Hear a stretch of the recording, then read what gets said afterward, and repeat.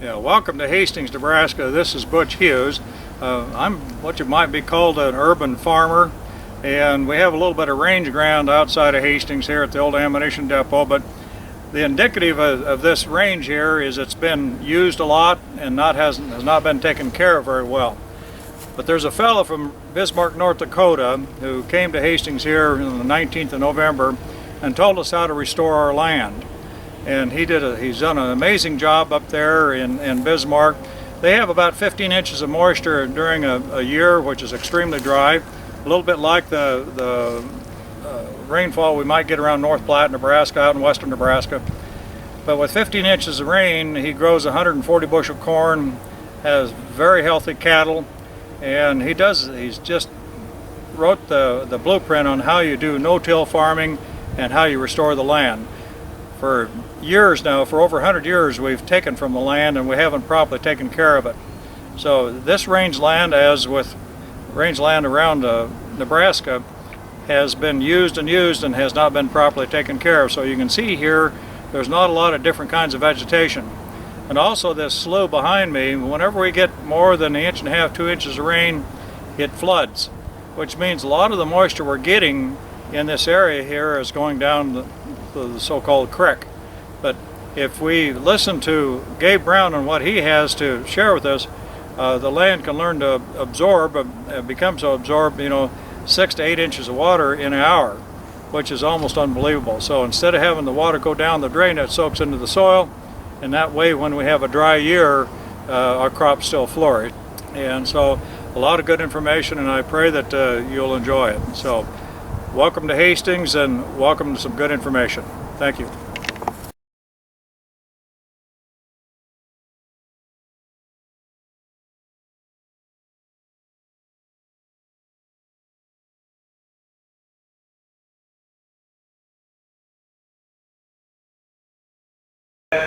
Let's welcome Gabe Brown.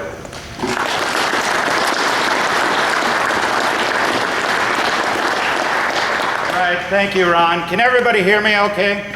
I'm going to try, and you caught me early in the week, so I'm going to try and do it without a mic. I don't like microphones too much.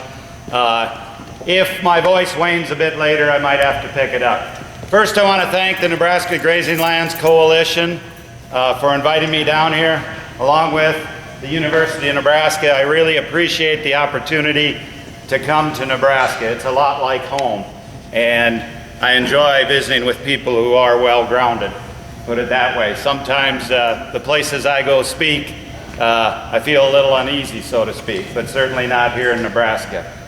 I want to tell you right up front that I am in no way here to tell you how you should or shouldn't run your operation, okay?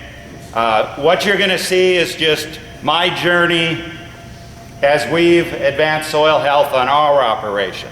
Now, in saying that, I'm going to give you my opinion on quite a few things. It may offend some of you. Don't take it personally. That's just my opinion. So I'll give you a little bit of history about our operation and how and why we got to the point where we're at today. And then later on, we're going to talk a little bit about some cover crop mixes and get into more on the cover crops. A little bit about our operation. Our ranch is located right outside of Bismark, North Dakota. Consists of about 5,000 acres. Of that, approximately 3,000 is tame and native pasture. The remaining 2,000 is cropland. The ranch was purchased by my in-laws in 1956, and they operated it from 1956 up until 1991 when my wife and I purchased the home unit from them. This is a part of the ranch. That picture, we may have to dim some more lights if possible. That picture is a part of the ranch that I really enjoy, a little more open on the plains. Part of the ranch I don't quite like so much is how we're being kind of swallowed up by the city of Bismarck, which because of the oil boom is extremely fast growing. And our home unit is now actually in city jurisdiction, so we're kind of fighting that. That causes some problems with moving livestock, equipment, etc. But a little bit about the history. When we took it over, it had been farmed by my father and mother-in-law. It the pastures had seen season-long grazing. The cropland was half summer fallow, half small grains, always spring wheat, oats, and barley, with the exception of one field, which I'll talk about later, that was in alfalfa when I purchased it. Now, I was pretty fortunate. Right after I bought the ranch, NRCS came and did some baseline soils work, infiltration tests. And they found that we could only infiltrate 1/2 of an inch of moisture per hour. So the soils were pretty degraded. Along with that, organic matter levels were only 1.7 to 1.9% on the cropland. And we'll talk more about that later. The first 2 years I farmed it, I farmed conventionally. Still used tillage to get the crop in. I did do away with the summer fallow, as I had a ranch to pay for, so I was trying to grow a crop on every acre every year. And we saw pretty decent yields, but each year I farmed, I needed to add a little more inputs, little higher inputs, in order to get those yields. And I saw a lot of symptoms develop over time. You know, I had to increase my commercial fertility. We ended up having more weed problems as we increased that commercial fertility. And so because of that, we had some more pests seem to show up, and we had to address that symptom. We ended up over time seeing more and more disease on some of our crops, and I thought it was a rotational problem, so we started to expand the crop rotation a bit. Erosion, wherever we tilled, was a problem. We were fairly flat, but when you only have 1/2 of an inch of rainfall infiltration opportunity, you're going to be prone to erosion when you do have rainfall events. So we needed to address that. Then if we did get very much rain, over 1/2 an inch, that couldn't be infiltrated, we ended up having some infiltration problems. And that led to a lack of moisture later on in the season. So I was seeing all these different symptoms, and I got thinking in my mind, what is it that's really causing all these symptoms? Because financially we were putting more and more into the operation, but we were getting less out. So what was the problem? Why did we have all these symptoms? I came to the realization that I was really trying to work against nature instead of with it. So I had to come across and change my mindset and figure out, how do I work with nature? Am I in your way? Sometimes. I'll try and step back. Okay. And I really came to the conclusion the answer was to imitate a native rangeland ecosystem. And wherever we are, we can find some native rangeland. I know it's disappearing rapidly and harder to find, but what do you notice about a true native rangeland ecosystem? You notice diversity. This photo here is taken on one of our native pastures, and I purchased that land because with that many rocks, I'd never be tempted to break it up. I'm not that ambitious. Now, in saying that, there are producers up in my area who would gladly try and break that land up and farm it, but not I. This particular pasture, my son teaches range management at the local college, and he brought out his students, and in 1 hour's time, they counted over 140 different species of grasses, forbs, and legumes. That's diversity. And I got thinking, why do we have that in the native range, but not in our cropland? Now, you look at how our prairie soils were formed. They were formed by large herds of grazing animals, bison, elk, etc. And those herds were followed by predators, coyotes, wolves, bears in some cases. And also, in the native ecosystem, we had the largest numbered herbivore on the plains was a grasshopper. And we still have them today, plus a myriad of other animals. So we find all that in a true native ecosystem, but it was lacking from my operation. I really came to the conclusion that it's diversity that drives soil health. You know, why were our prairie soils so rich? You know, why did your ancestors settle here? You know, mine settled in North Dakota because they enjoyed rocks, I think, but, you know. Yours were a bit smarter than mine. They enjoyed sand, evidently, in some cases.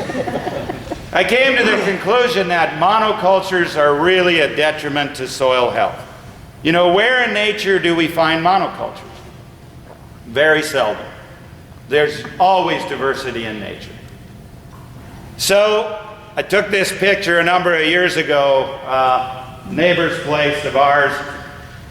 That I'll show you another photo later on in the presentation from the same day and talk about it. But this is what my soils looked like. I wish I would have been smart enough to document my operation in pictures from the start.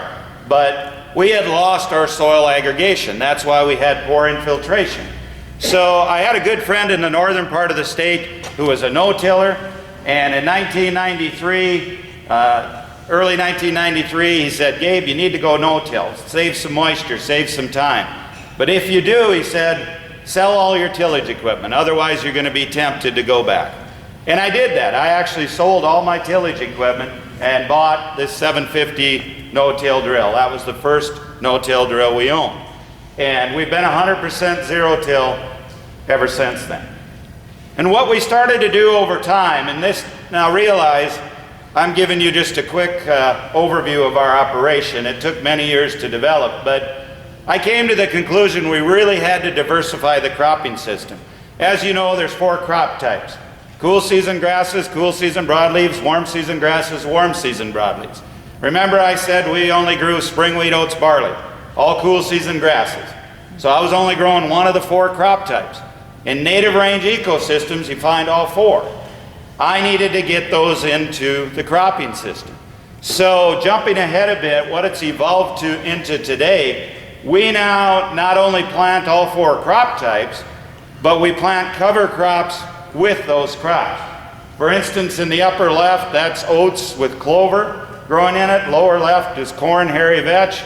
Lower right is sunflowers, and there's actually about 20 different cover crop species growing with that. And in the upper right is a cool season broadleaf legume combination. So I'm trying to cover crop along with cash crop at the same time. I'm trying to mimic Mother Nature. These are a few of the cash crops we grew in 2013. I tell you, don't pay any attention to the crops I grow, whether it's cash crops or cover crops. They may or may not work on your operation. You're going to have to be the judge of that and find out for yourself. All I'm trying to impose on you is the fact you need to diversify if you want to move to this type of system and have species from all 4 crop types. So this is an example of the oats we grew this past year. We quit using commercial fertilizer, synthetic fertilizer, in 2008. We haven't used any since then. We haven't used any pesticides or fungicides since before the turn of the century. We do occasionally use some herbicide. Most often, the vast majority of the time, it's a pre-emergent herbicide. We don't use any post-emergent. And that's what we did with this oats. We went in and seeded oats with a combination of 3 different clovers, Crimson, Berseem, and Persian. And then our main goal there is to have those legumes fix the nitrogen, also providing ground cover and feeding that nitrogen to that oats crop. And it worked out really well. That particular oats, we ended up yielding 115 bushels an acre on it, which can be very profitable for us. You know, we had very little money in it, just the cost of the seed, land cost, seeding, and then combining. But also what it does, when we straight cut that oats off, it gave the opportunity for that clover to grow, and then we had the opportunity to graze livestock on that clover late fall, early winter. I'm going to talk a lot today about cover crops. I'm not going to get into our grazing system. I will just tell you our grazing system has evolved. When we purchased the operation, there was 3 pastures. We now have over 100 permanent pastures, an infinite number of smaller pastures, because we move our cow herd every day, once a day, pretty much, unless I'm going fishing or hunting, and then they're on their own. We just give them a bigger area. It's quality of life too. You gotta enjoy life a bit. So I'm not going to get so much into the grazing system because I was asked down here to specifically talk about how we integrate livestock in the cropping system. But I don't want to go through this presentation and you think that we're only grazing our cropland. Our cattle are out on our native and tame grass pastures the majority of the time. We do integrate them into our cropland though, and they're an integral part of it, as I'll explain to you. So we actually started growing cover crops in the mid-1990s after some hail and drought events for 4 years in a row, and it's expanded a lot since then. These are just a few of the cover crops we grew in 2013. We actually grew over 70 different species of cover crops in 2013. Don't pay any attention to the species, just notice that there's some from all 4 crop types, okay? And that's the important thing. Think of that native rangeland ecosystem. We're trying to get diversity back onto the cropland. So I get asked, and this is how I started into cover crops. We started with fall seeded biennials. I travel all around the country talking about cover crops and soil health. And people always ask me, well, how to fit them into a rotation. If your rotation is corn on corn, you're not going to have much luck fitting cover crops in. If it's corn on beans, you're limited to where you can put cover crops in. That's your decision. I'm not here to change your mind. That's up to you. But I'm going to tell you up front, it's going to be difficult to advance soil health if you want to stick with that rotation. So what we started doing in the mid-90s was to start seeding a fall seeded combination of fall biennials. This particular mixture is winter triticale, hairy vetch, canola, and sweet clover. Now the canola is not a biennial in our area, it'll winter kill, but I wanted it into that mix to add diversity. That's why it's in there. The one thing about our operation is I'm going to talk a lot about options. You know, if you just plant corn and beans, what are your options? You're going to sell corn and beans, and the market is what it is. You may sell it for ethanol, you may sell it to a feedlot, but it is what it is. Okay? I want options. You know, I want to dictate what I receive for these products as much as I can, and I want the option of being able to sell a myriad of different products. So one of the things we can do with the fall seeded biennial is we can actually plant it and then we can terminate it in the spring. And I have this picture up here because that's all seeded at the same time, just obviously on the right where the quad's parked, we killed off that part of it to seed another crop, as I'll show you. But we can combine it. You know, that's one of our options. We can take those fall biennials and we can combine them.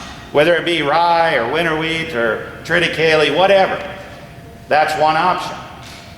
Triticale and hairy vetch has been extremely lucrative for us. Here's my income and expense. Hairy vetch seed is a little bit pricey. And it really helps us if we can combine our own. So there's where I combine winter triticale and hairy vetch. We're not using any fertilizers with this. There's no need to spray it. It comes up in the spring. It's going to smother out weeds if you've done a decent job of crop rotation before. So there's no need for herbicides on there. There's all my costs and my net income from the last time we combined triticale and hairy vetch. I will tell you though, the reason you may want to buy hairy vetch seed, it's a royal pain to combine. You know, it's a vine, and if you swath it and pick it up, it works good, but we straight cut ours, and that can be a battle, so I'll warn you there. One of the things that I've done often is I plant directly into a living cover crop. And I really like this because that living cover crop gives us a living root in the ground as long as possible. And as I discuss building soil health here this morning, you'll understand why. Now, I want to tell you up front, this will get you thrown out of crop insurance. So, you know, there are ramifications with crop insurance, termination deadlines you need to follow. So be aware of them. 2012 was our last year taking out crop insurance. We no longer take part in the program. Just doesn't pay for us. We've dropped all association with the government, so to speak, as far as direct payments, etc. So that's just our choice. This is a fall seeded biennial that was terminated. If you look close, you can see the corn coming up in there. Real uniform emergence. And look at the ground cover we have there, the litter on the surface. That's going to inhibit weed growth. It's going to retain moisture. so we won't evaporate that moisture away. What we like to do is, I'll back up here, we'll go in with a grass herbicide. We don't use glyphosate. We quit using glyphosate 6 years ago now, I believe it is, and we no longer use GMOs either. That's just our own personal choice. But I will go into this mix with a grass herbicide, you know, something like Shadow, for instance, and it will kill the grass, it will stunt the hairy vetch a little bit, but then what happens is the hairy vetch is sick, but it comes out of it, and in the fall of the year, by combining, it looks kind of like this. Now, I want to warn you, under a pivot, I would not recommend hairy vetch. If you water much, it's going to grow up, and it's a vine, it'll crawl up, and it'll get around those cobs. May or may not cause problems come combining time. We're in a dryland situation. We only get about 15 inches of total precip per year. We don't have a problem with hairy vetch getting that tall and causing a problem. So that's why I'm saying don't pay so much attention as to the specific crop. Just pay attention to the concept that I'm trying to explain this morning. The beauty of hairy vetch comes right here in the winter for us. It absolutely is a fantastic protein supplement for those cows, as I'll explain later in the presentation.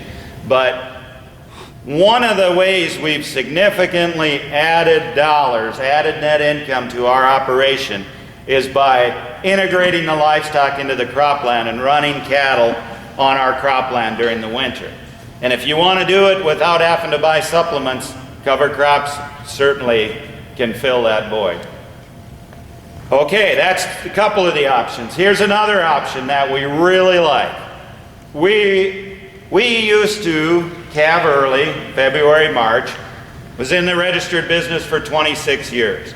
But to me, it just didn't make sense why I was trying to calve out of sync with nature. And as I got older, it made less and less sense.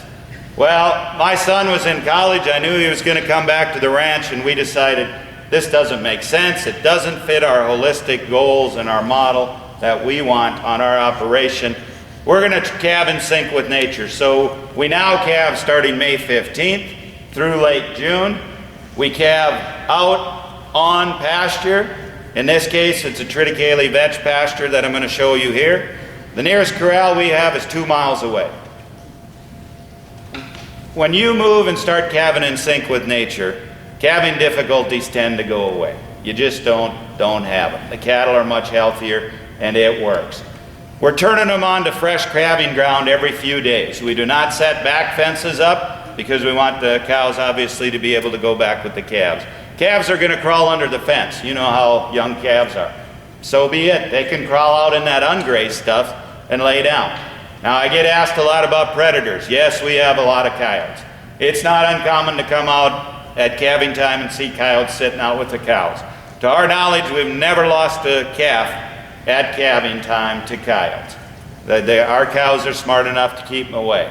The coyotes are just picking up the afterbirth, etc. The other thing about it is the cattle are extremely healthy. I mean, our calving difficulties, calving loss, sickness is next to nothing. You know, especially sickness. It's just healthy. And before I show you the next slide, I'll preface it a little bit. My son, like I said, just got out of college a few years ago, so he's still in touch with all of his college buddies, and they're always emailing him and texting him how miserable it is at calving time, February, March, mud, cold, fighting snow, blizzards, etc. And Paul says, well, I got it pretty rough at calving time too. I'll send you a picture.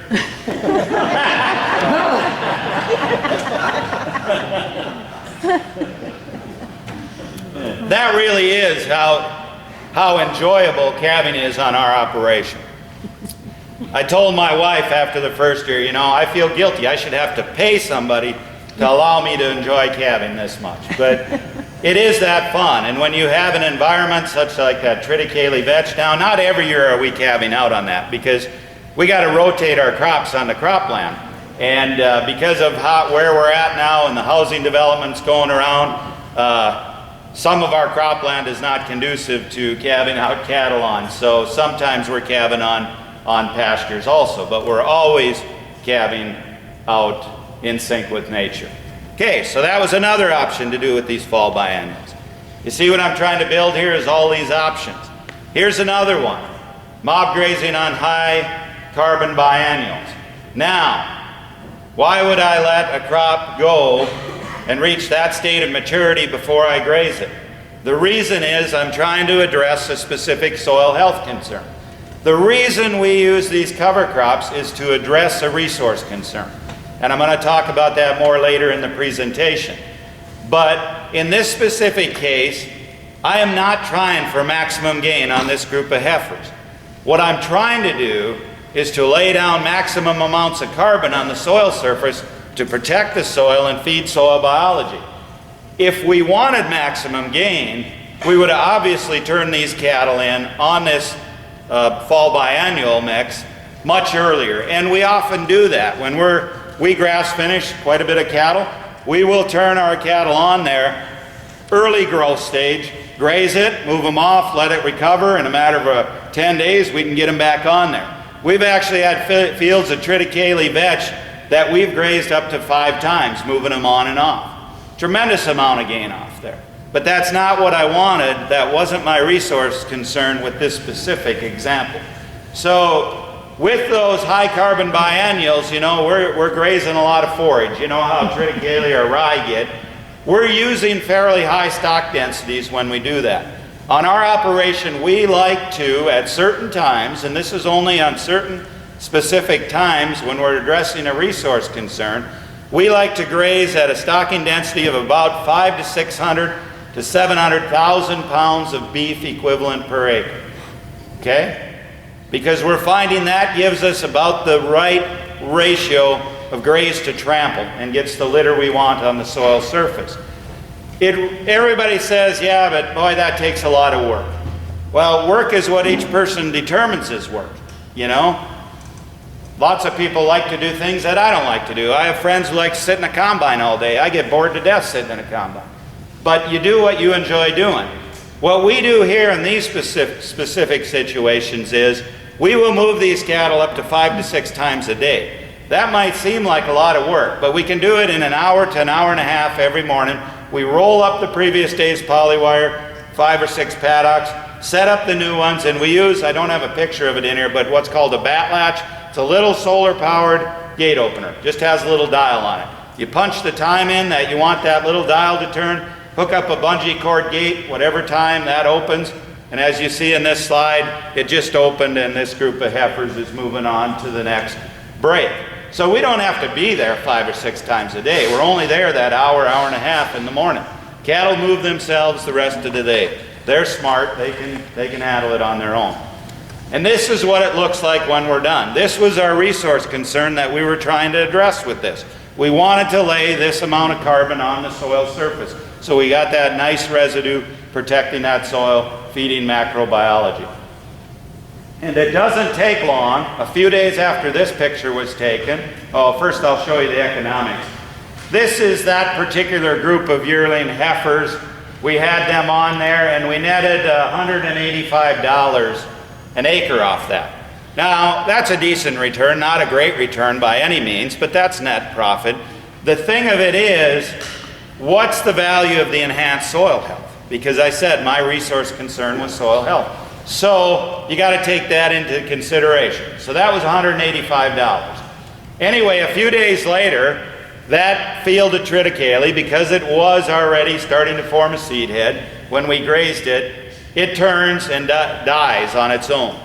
We used to have a crop roller that we would roll a crop sometime to get to this state. We found, why not just let livestock do it in our operation?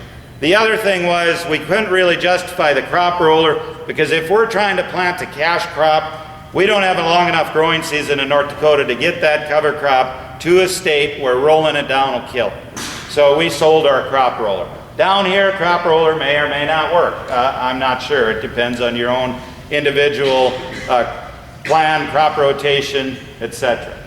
So we'll go in and seed a very diverse cover crop mix. This is the species that I put in that particular mix.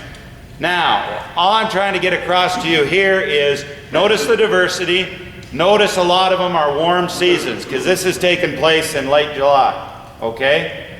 We got to be able to cope with that August heat. So we're going in there with mainly warm season crops.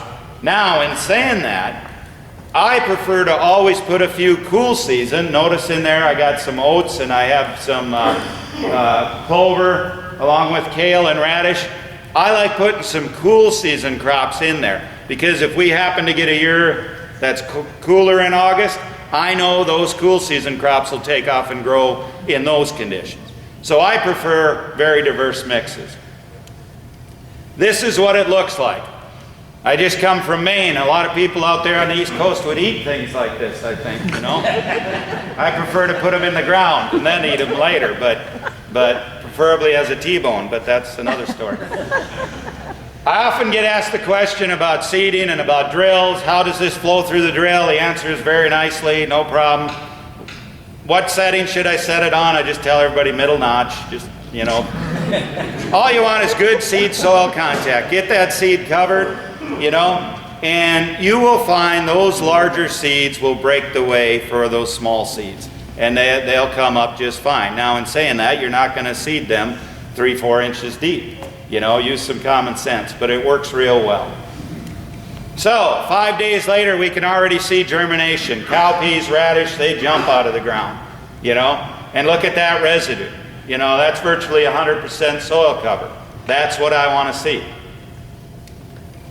That residue really buffers that August heat, and I think that's one of the reasons we can get growth on our cover crops during the hottest time of the year. You know, in August, a few of you were up to the grass-fed exchange. We had a tour on our place mid-August. We had only had 38 1/100ths of inch of rain from June 12th up till that time, and we still had cover crops that were chest high. You know, it's not about how much moisture you get, it's about how does your soil handle that moisture. Are you allowing it to evaporate away? Are you allowing it to infiltrate? You know, we have to take things like that into consideration. My son came up with this term, and I really like it, biological primification. We're feeding the life in the soil. We're feeding the soil biology. We're priming that soil. We're making it ready for the next cash crop. That's what it's about. Now notice all the different options I've already showed that we can do with it. We have options for our cover crops as well. One of the things we can do is early on, when it's at the best state nutrition-wise in those plants, we can run some cattle on there. And in this case, we're running some grass-finished steers on there. Now when we're doing that, we're not running high stock densities because we want to give them just the cream. We're shooting for maximum gain. We only move them about once a day. You know, we give them a bigger area. But that's the class of livestock we're grazing at the time. This particular case, we ran this set of grass-finished steers on there, and they ended up netting us $147 an acre. Now that's not all that much. Can I make more money at corn? Yes. But what's the value of enhanced soil health? Here's the thing though you got to take into consideration. Remember, I grew both those crops. I had 2 grazings off of that same acre. So we really ended up netting about $333 an acre. Now that's looking better. Still not comparable to our corn, but as I'll explain later on, our cash crops would not net us nearly as much if we didn't do this. Another thing we could do, okay, we could run cattle on there during peak season. Another thing we can do is use it for grazing later on. And this is the main way we use cover crops that are later seeded. Here's a picture, and I took these pictures just here in September. This was a picture of that cover crop. For those of you who were up on the tour of the grass-fed exchange, we got a little rain, and that's actually what that cover crop looked like in September. And then we got a frost, and then it looked like that. And that's okay, that's what we want to do. Because what we like to do with these cover crops is use them as a way to winter our livestock. And I told you we calve in late May or in June, We don't wean those calves till usually somewhere around early March. They're left on the cow all winter. In our operation, we found the best way for us to make money is to be least cost producers. Grazing cow-calf pairs on cover crops allow us to be least cost producers. Why do I want to put up and haul feed to the cattle when they have 4 legs, they can walk to it? Why do I want to cut this feed down and run it, bale it and all that when they can walk to it? They do just fine out there. Now, true, we're losing some nutritional quality in these forages, but it's really not as much as one would think. When we winter graze, we're using the same pigtail posts and polywire. We are not moving them every day. During the winter months, we'll move them, and it'll vary anywhere from 3 days to 5 days to a week. It all depends on, what weather's coming up, what do we feel like doing that day, how, most importantly, the graze trample ratio on that cover crop, because we want to leave a good amount of residue there. We do have some of our cropland where the perimeter fence is not good on some rented land, so there we go with steel cable instead of polywire. It's just a little more physical barrier, and we tend to have a lot of deer pressure. That's one thing about cover crops. They attract wildlife, and so we can get a lot of deer pressure, and the cable tends to stand up a little better than the polywire. So at times we do use that. Now about nutrition of these cover crops. There was some good work done by North Dakota State on these cover crops. They took the nutrient analysis in September before a frost, and then they took it again in December. The figures I have here were from December. They found that radishes were still 14% crude protein, 70% TDN. Now, guys, the livestock are not going to eat much of the radish tuber. They will on occasion, but that's really not the reason you're seeding radishes. I tell people, if you have livestock, you're probably better off going to the turnip, because you'll get more forage and grazing out of that. Unless your resource concern is infiltration and nutrient cycling, then you need to go with the radish. Hairy vetch is one that just really works for us. During the summer, it'll have up to 30% crude protein, 25 to 30%. During the winter, we can still hold that in the upper teens. So that supplies the protein need for these livestock when they're out grazing during the winter. Millet, this is what they had. They had 9% crude protein. We're not finding that with millet. It's generally less than that. Millet tends to lose its quality quite a bit faster, we're finding, than the sorghum sedans. And when we're seeding sorghum sedans, we really like the brown midrib sorghum sedans. But sorghum sedan was still 12% crude protein. And we can get by with that out there when we balance it with the vetch. We tend to get some snow up there, and that doesn't bother us. In fact, we use it to our advantage. We have some cropland acres where we do not have water. There's no wells on it, and it may be rented land. We're not going to develop the water. So when we get snow, that's what our livestock winter on. And they do just fine on it. You gotta train them to it, and you do that by you just don't give them water. Now we can graze livestock when it's pretty cold. My son took this picture because I sat in the pickup, to make sure it didn't die, and that made him walk out there. But it was 40 below when he walked out and took this picture. That's not muskox, that's our cow-calf pairs grazing cover crops. And I told the Canadians when I was up there a few weeks ago, I'm glad they have trees because that's our windbreaker. This is why, though, we move livestock in the winter also. We want to control the amount of residue that's left. I know as ranchers, most of us it's ingrained in us to just take it all. We can't do that when we move into this type of system because we have to feed soil biology. Soil microbiologists will tell you there's more living organisms in a teaspoonful of soil than there are people on this world.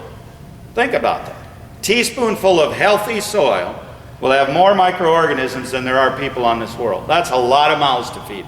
And as I'll show you coming up, that's the biggest challenge we have on our operation, is feeding soil biology, keeping them fed. So remember this picture, because that's the amount of residue we normally start with. Notice it's about 100% ground cover there.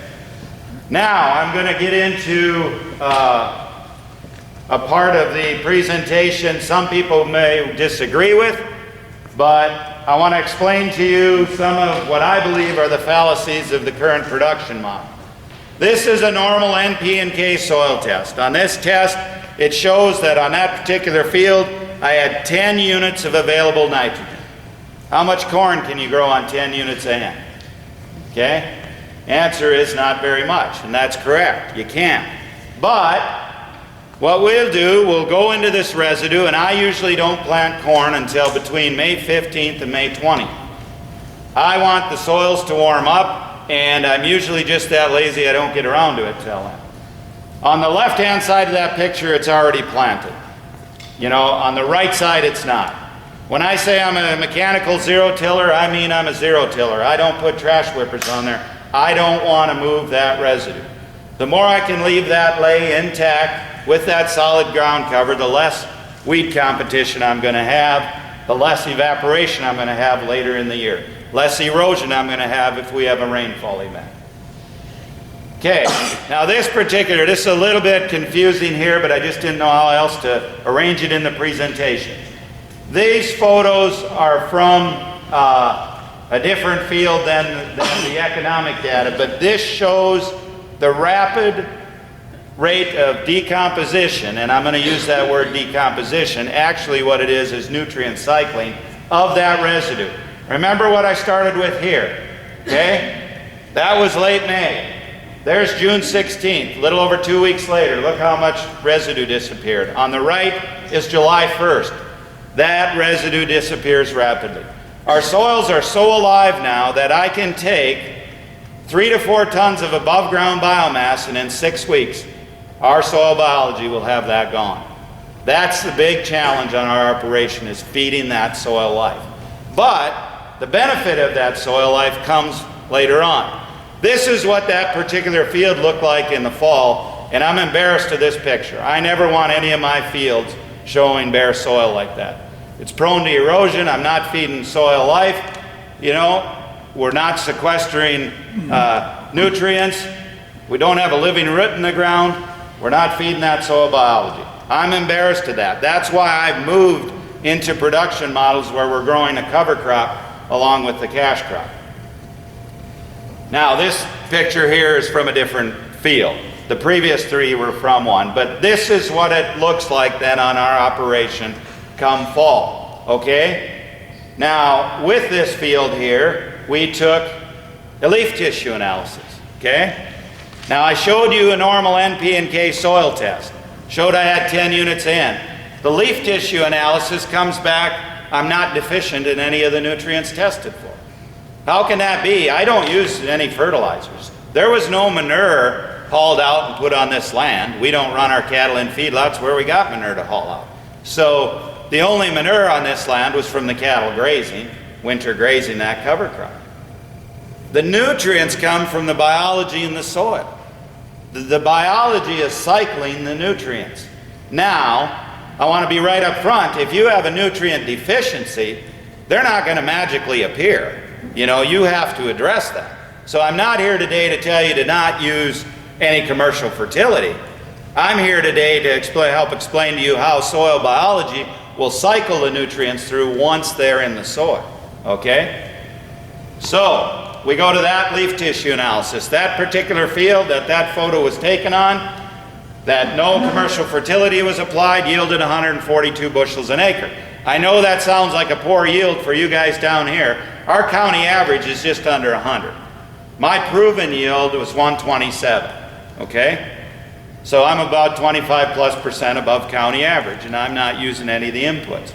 Here's where it really pays off, though. This is our actual cost for growing corn in 2012. You can look at all of the costs on there, and I forgot to add the land cost on there. Oh no, it's on there. It was a different one. I didn't have it on. Down on the bottom is what's really important to me.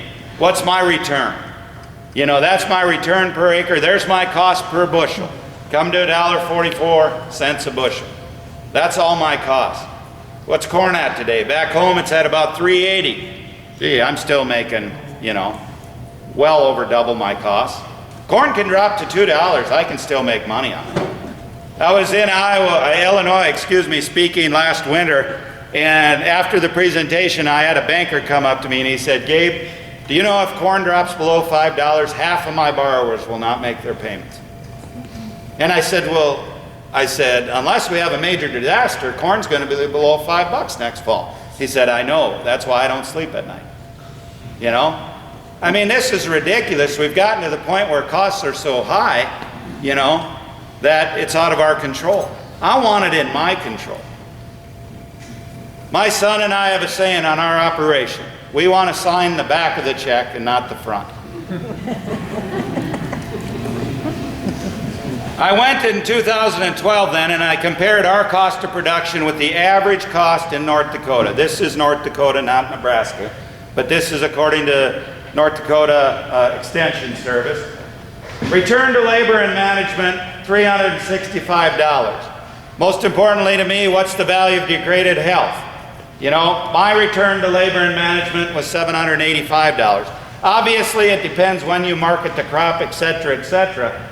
But my point here is we can't keep putting these massive amounts of inputs in,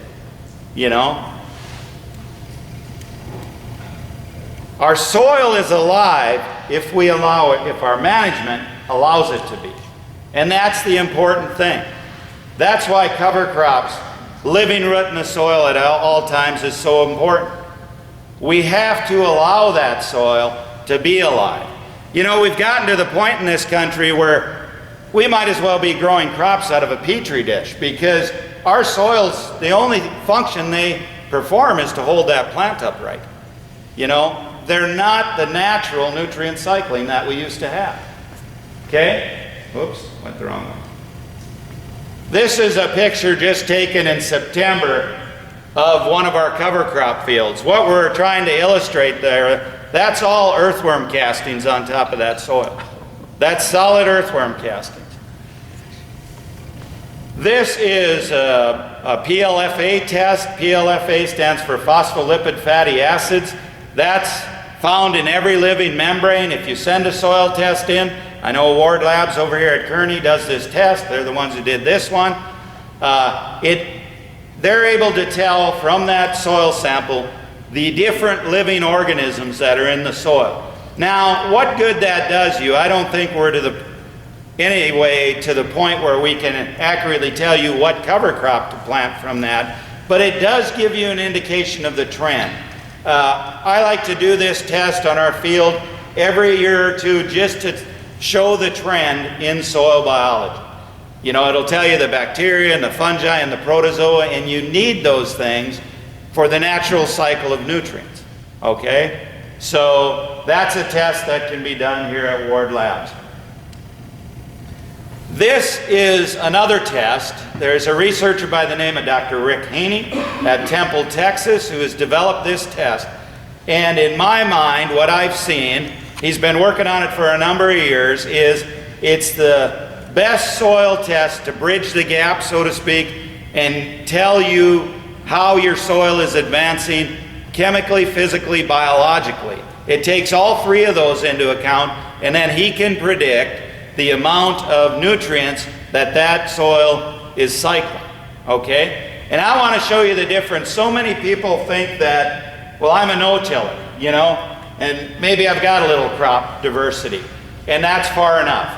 What these two different colored bar graphs show is the difference between no-till and what I call high quality. There was one field that was in alfalfa when I purchased our ranch, okay? That field is represented by that red bar graph.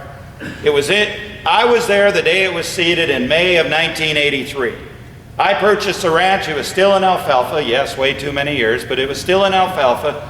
I took it and no-tilled, converted it to no-till. So that field has not been tilled since May of 1983, 30 years. The lime green bars are the field right next to it that has been no-tilled since 1993. So 20 years. So they're both fairly long-term no-till. They both had my very diverse crop rotation They both have had cover crops, okay? The only difference is the field with the lime green bars has had livestock integration, that mob grazing I showed you, of the winter biennials and the cover crops for 2 years, okay? Not 2 years in a row, just 2 years in that time frame, okay? Now, you notice nitrogen is on the far left. There's no difference. Basically, it's 86 to 90 pounds nitrogen, okay? No difference. The next bar is phosphorus. We jumped from 65 to 239 pounds. Now remember, these livestock, they were grazing what was produced there, so it's not like I'm adding phosphorus from the manure, okay? But where's it coming from? Our prairie soils are inherently rich in phosphorus, just that it's rock phosphate, it's unavailable. This has proved to many scientists that we're able to take that organic phosphorus that's in rock phosphate form, convert it to inorganic. And that's what we're able to do. Now, what does it? It's obviously a combination of crop diversity, cover crops with livestock integration. Nature knows why that happens. I'm not smart enough. I leave that up to the scientists. I really don't care how it happens. All I care is that it does work. So the next bar is potassium, same thing. Real increase in potassium. I've been told for years that our system will crash because we're going to run out of things like phosphorus and potassium. I may run out of it, but it's going to be hundreds and thousands of years. I mean, there's that many nutrients down there. And I just had a phone conversation with Dr. Chris Nichols, who is one of the world famous microbiologists. She said, Gabe, she doesn't think it'll ever happen. You'll never cycle everything that's there because we've closed the loop. We export very little off them. So we're able to take those organic forms, convert them to inorganic, make them available to the plants. That's how I can grow these crops without the inputs. My son took this photo a number of years ago and I really like it. That's our cattle grazing in the foreground, that's the neighbor in the background. Which is going to make more money? I know which model I chose. You know, which you decide, that's up to you. He does that every year, I do it every year. But he writes a check every year, I sell the livestock and make money every year. This is from the standard textbook that's used in most college level soils classes, written by Brady and Weil, and what it's telling you is that this was written many years ago, but they knew back then 40% of the nitrogen you apply, you will never see, your plants will never be able to use. So that's kind of like me going down to the hardware store, telling them I want $100 worth of nails, and they give me 60 bucks, $60 worth, okay? Yet, as producers, we do that over and over again.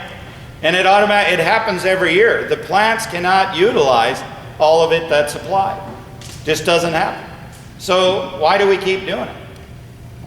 It's all about healthy profits from healthy soils. That's what it's really about to me.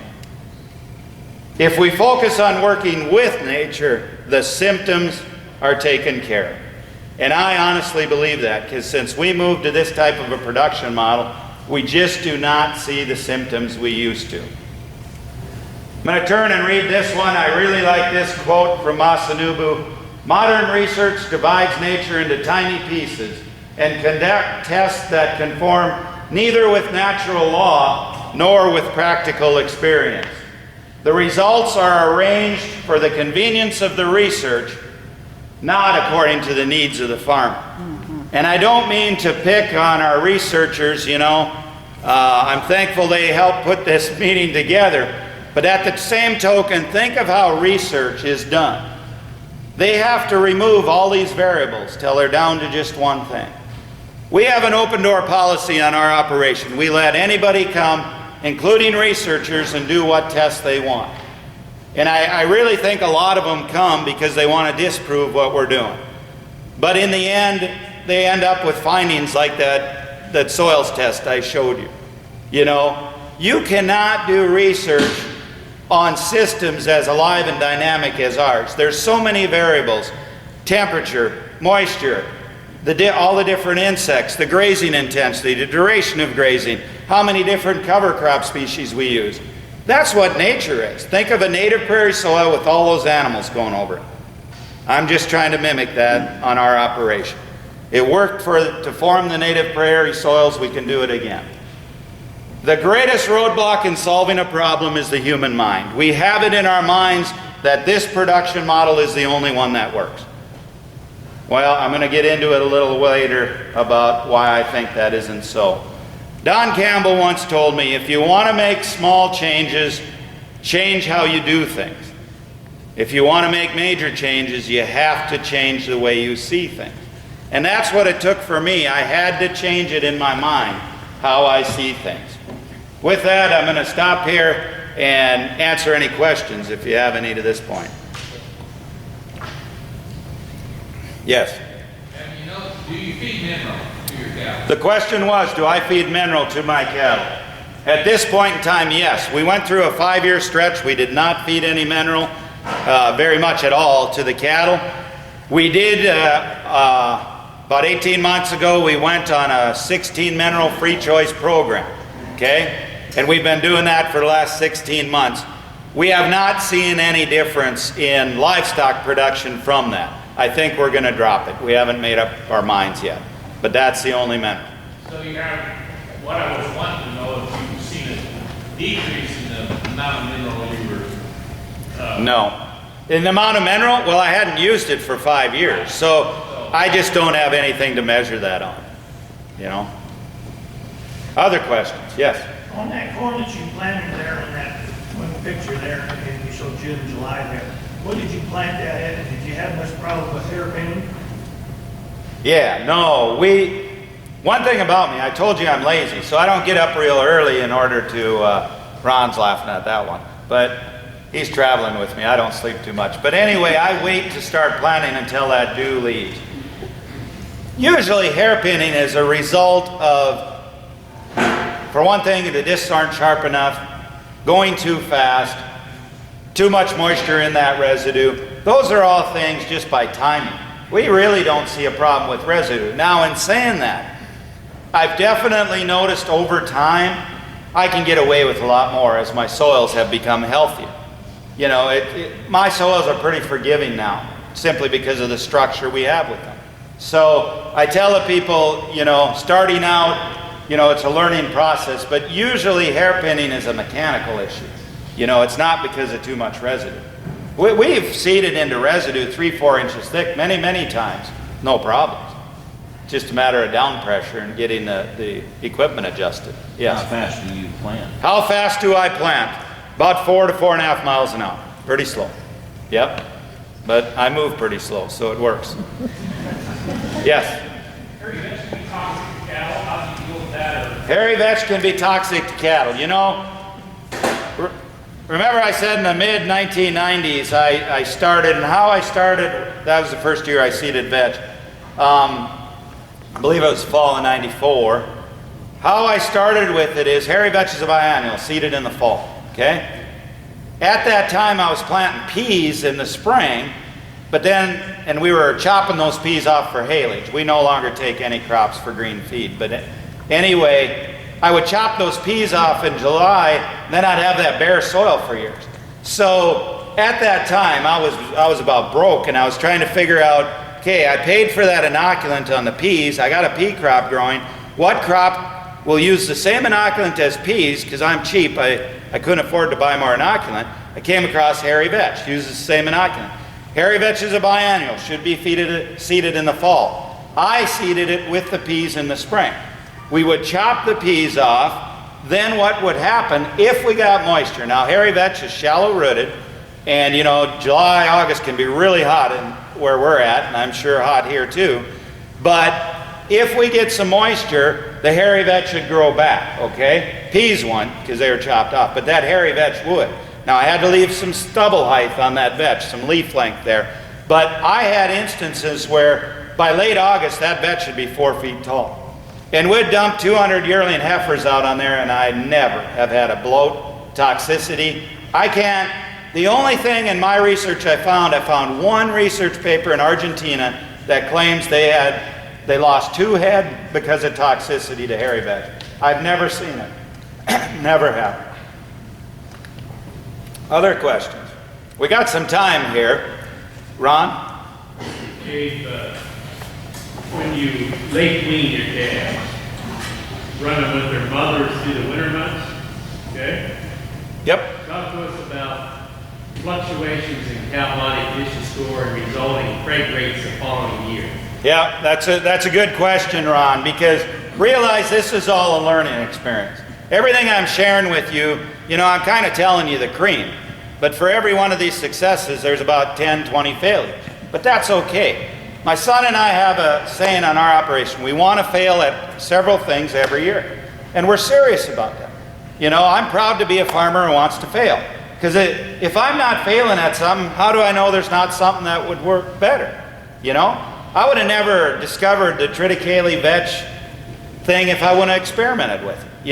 We have a lot of experiments we've done and failed that we try them. If they don't work, we move on to something else. But the importance is try it. So getting to Ron's question about the body condition score of the cows, we're still in the learning phase with that. But what we've found is as long as we have decent grazing for the cattle and we make sure and move them through these cover crops, we can hold the nutritional quality in those forages.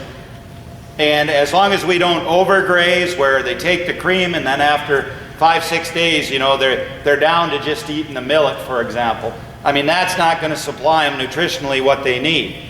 So we'll move through that, then we'll go to bale grazing, which if I have time I'll touch on a little this afternoon. Bale grazing is where you set bales out and just let the cows have at a whole bunch. We can hold the nutritional quality up. Our cows will lose some body condition score over winter. I don't care about that. That's okay. My wife says I should start bale grazing, it'd do me some good. But that's all right, They can lose condition because what happens then, come early March, we'll pull the calves up. We do not like cattle in confinement. I know that's a naughty word down in feedlot country, but I'm too cheap to have cattle in the lot, have to haul feed to them, have to haul the manure out, let the cattle walk and deposit the manure. Why do I got to run it through a manure spreader? It doesn't make sense to me. So we wean those calves and they're in a larger 20 to 40 acre, we'll bale graze them on old hayland for that 30 days, because it's usually only about 30 days, sometimes 45 that they're in those paddocks. Then they go out on grass as yearlings. But we're bale grazing them because they've learned how to bale graze on the cow. The cow loses body condition score up till the point we wean the calves. Then what we're doing, remember that triticale hairy vetch I showed you? We take those dry cows, as soon as that starts to green up in the spring, we get them out on there. If not on there, they're going on either tame grass or native pastures where one of the problems we have is with smooth brome grass and Kentucky blue encroaching on those pastures. Real early in the year, that's the only thing coming up is those two species. So we'll take those cows, dump them early out on there. In a matter of 1 month, they blow up like a tick, and by the time they start calving mid-May, they're right back where we want them.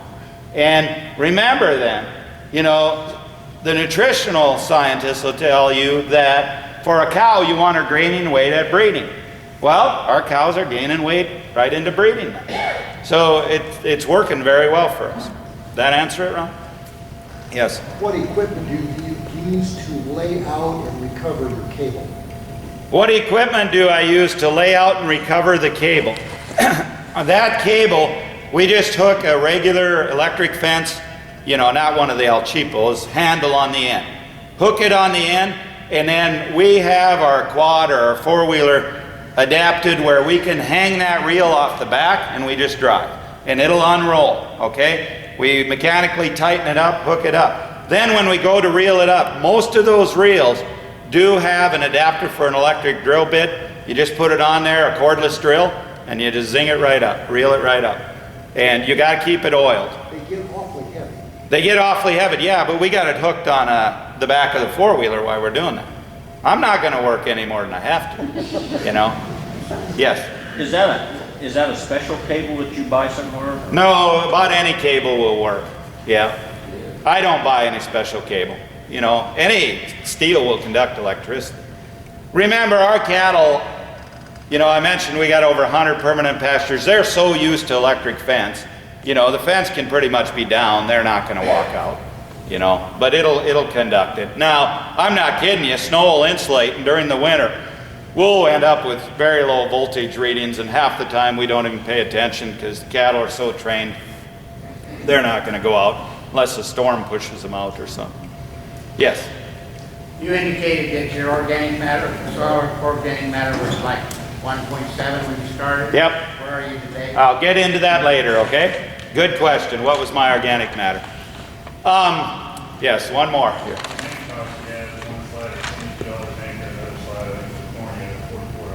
The slide, he noticed one was at 22, one was at 45. The corn was the only crop produced that year, so it was at 45.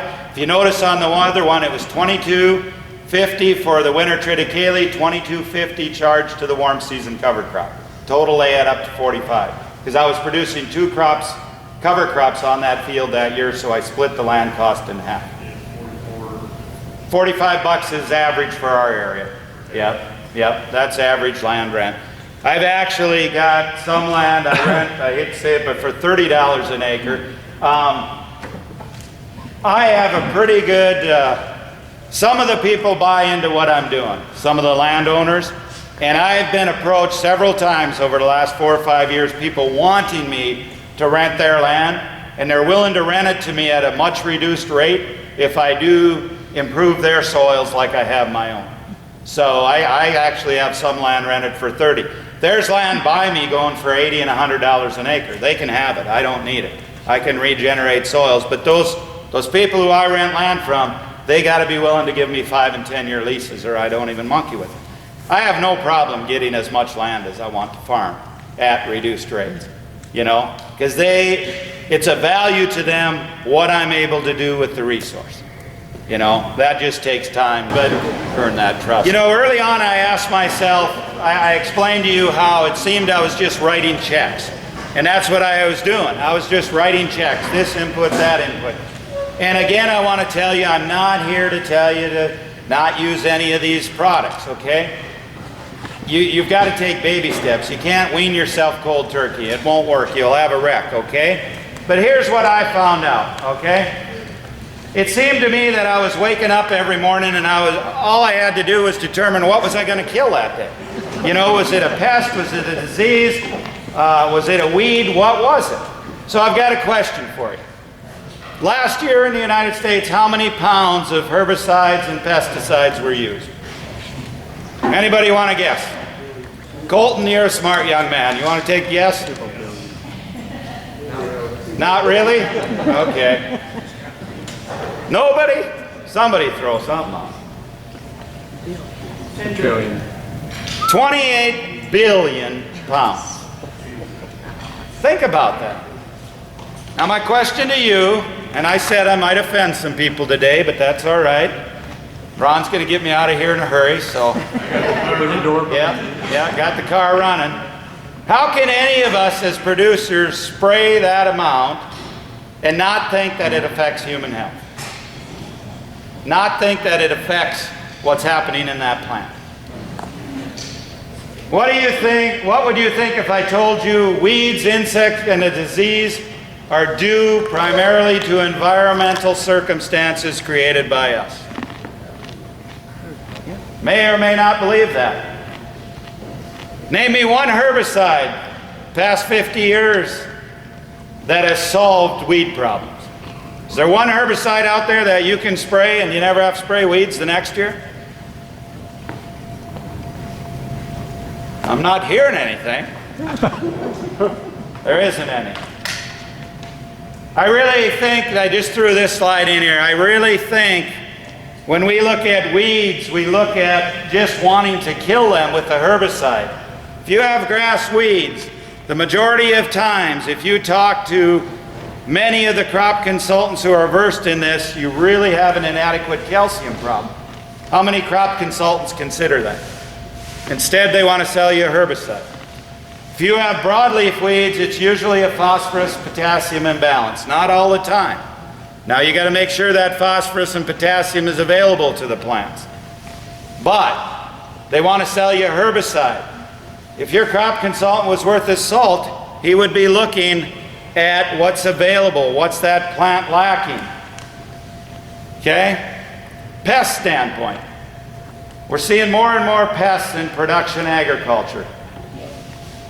Did you know insects, pests are only attracted to plants that do not have adequate nutrition? Pests are actually, those antennae actually do something on those insects.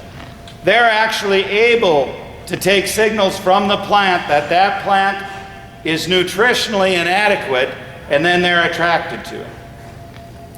You know, I don't get invited to crop consultant meetings too often, but I was at one here last month, and it just blew my mind. They were talking about sunflowers. Sunflowers, major crop in North Dakota. And one of the crop consultants stood up. They were talking about pest issues, seed weevils.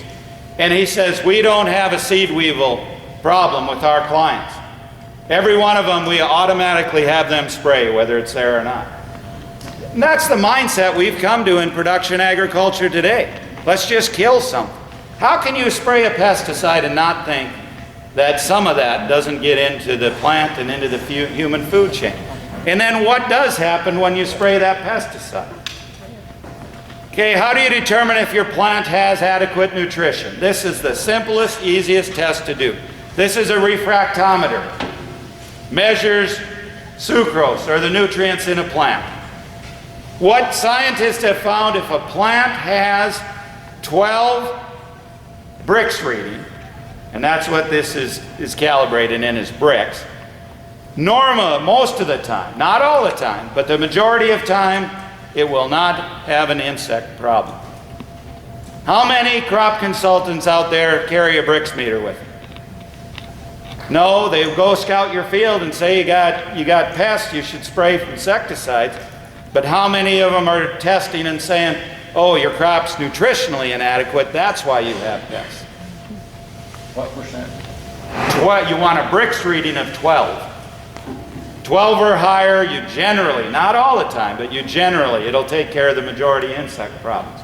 Why that is, insects cannot digest complex proteins and amino acids. Healthy plants have complex proteins and amino acids. Herbicides that are chelators, such as glyphosate, tie up zinc, copper, manganese, many others of these heavy metals, and those heavy metals are needed by the plant to complete that chain of photosynthesis, moving it from a sucrose or a sugar to an amino acid to a complex protein. So what's happening when we spray some of these herbicides, they're tying up the heavy metals, then we're not able to complete photosynthesis. That plant then has inadequate nutrition, insects are attracted to. Look it up. This is all easy data to find. So what do? The consultants recommend we go spray pesticides. That costs us dollars. Fungal diseases. Those in the audience here who are my age or older, think of this. 15 years ago, how many crops did we spray with fungicides? Zero, I heard. Very few, right? Nowadays, it's common. I have a neighbor, he farms 40,000 acres. Every herbicide pass, he adds the fungicide. He's going across the field anyway, just adds it. Why is that? Which nutrients are required by plants to ward off fungal diseases? Gee, it's heavy metals. It's manganese, copper in particular. They're tied up by the chelators. The herbicides we're using, in often cases, are tying up the heavy metals. They're not available to the plant. We end up having to spray for fungal diseases. We're compounding our own problem. So we go ahead and spray, and it costs us more dollars. You see a reoccurring trend here? You know? Okay, now you've sprayed herbicides and fungicides. They also negatively affect soil biology. What do we need soil biology for? How do those plants get nutrients? If you apply fertilizer to a field, it has to be ran through soil biology first. The bacteria eat the organic matter. Protozoa consume the bacteria, excrete excess nitrogen that's available to the plant. The bacteria, many species are killed by herbicides we're spraying. So, what do you got to do? We don't have the nutrients available to the plant, we got to add more fertilizer, costing us more dollars. It really is this easy. It's a vicious cycle we're caught up in. Okay, I showed a picture earlier of standing in some blown soil. First of all, let me ask, was there any questions on that? That might take a while to sink in, but if you do some research on the internet about the photosynthesis process, about what these herbicides are, you're going to find that everything I just told you there is true, okay? And that's why you're writing checks. Okay, now I showed you the picture of that soil that was blown. This is that, I was standing in a ditch there. This is that actual field. If you look closely, my laser's not working, but you will see that's wheat seed on the ground. My neighbor seeded a half section of land. We had such a windstorm, he has no soil aggregates. All his topsoil was in the ditch, and I just thank God that was an east wind because I live west of him. All of his topsoil is blown off there. That's his wheat seed laying on the ground. He had to go in and try, how do you seed into that? Now, that's not, that's rock hard. Now, that's not the worst conditions that I've ever seen. This here is probably the worst conditions I've ever seen. I was traveling in Australia a year and a half ago. Those are rocks, people, and that's seeded. That's oats coming up through it. But he didn't have much of a problem. Look in the upper right. That's a rock pile. He already picked the worst ones. The good Lord did not intend for all land to be farmed. I just had to put that one in there because when you think you got rocks on your operation, this guy can be a no-tiller, but it isn't going to help. There's just no way. Yeah. That's one field that I just don't think you could regenerate in this type of system. So now I'm going to start in on a bit of what are keys to achieving a healthy soil. And these are just observations I've made, okay? The first one is, obviously, we want the least amount of mechanical disturbance possible, okay? I prefer no-till. That's for me. What you choose may be something else. Just remember, every time you drag a piece of equipment across that field, you're releasing carbon, you're disrupting the home of the soil biology, you're decreasing infiltration, you're going to increase evaporation, etc., etc. We want as much armor on the soil surface as we can get, and I'll get into crop residue a little bit later, after lunch. We want plant diversity. The more the better. I mentioned on our operation we had over 70 species of cover crops growing this past year. And I'll show you what some of them are. And remember, a cover crop, definition of a cover crop may be different to different people. But we want as much plant diversity as possible, preferably from all 4 crop types. Now that does not mean you have to have all 4 crop types on a particular piece of cropland every year. But the more you can get on there, the better. Okay, we want a living root in that soil as long as possible. I used to think, our last killing frost was in May 10th time frame, May 12th, and our first one in the fall about September 10th. I thought that was my short growing season window. These cover crops now, it's not uncommon. I've still got some brassicas that are still growing, and we've been down to -1. And there's still some green brassicas that are growing because we didn't sustain that. You need to get below 15 degrees for about 3 nights in a row before it really knocks them. But you can extend the growing season. That's why these fall biennials work so well. You extend the growing season. Go out to native range and look. True healthy native range, you have species that are growing. They've actually found some of those species are secreting root exudates under the snow even, feeding living biology. That's what we want. Okay, and the final thing is we want to integrate livestock onto the cropland as much as possible. I showed you with that bar graph the importance of that. And we have cropland on our operation I'm not able to run cattle on. There's housing developments around it.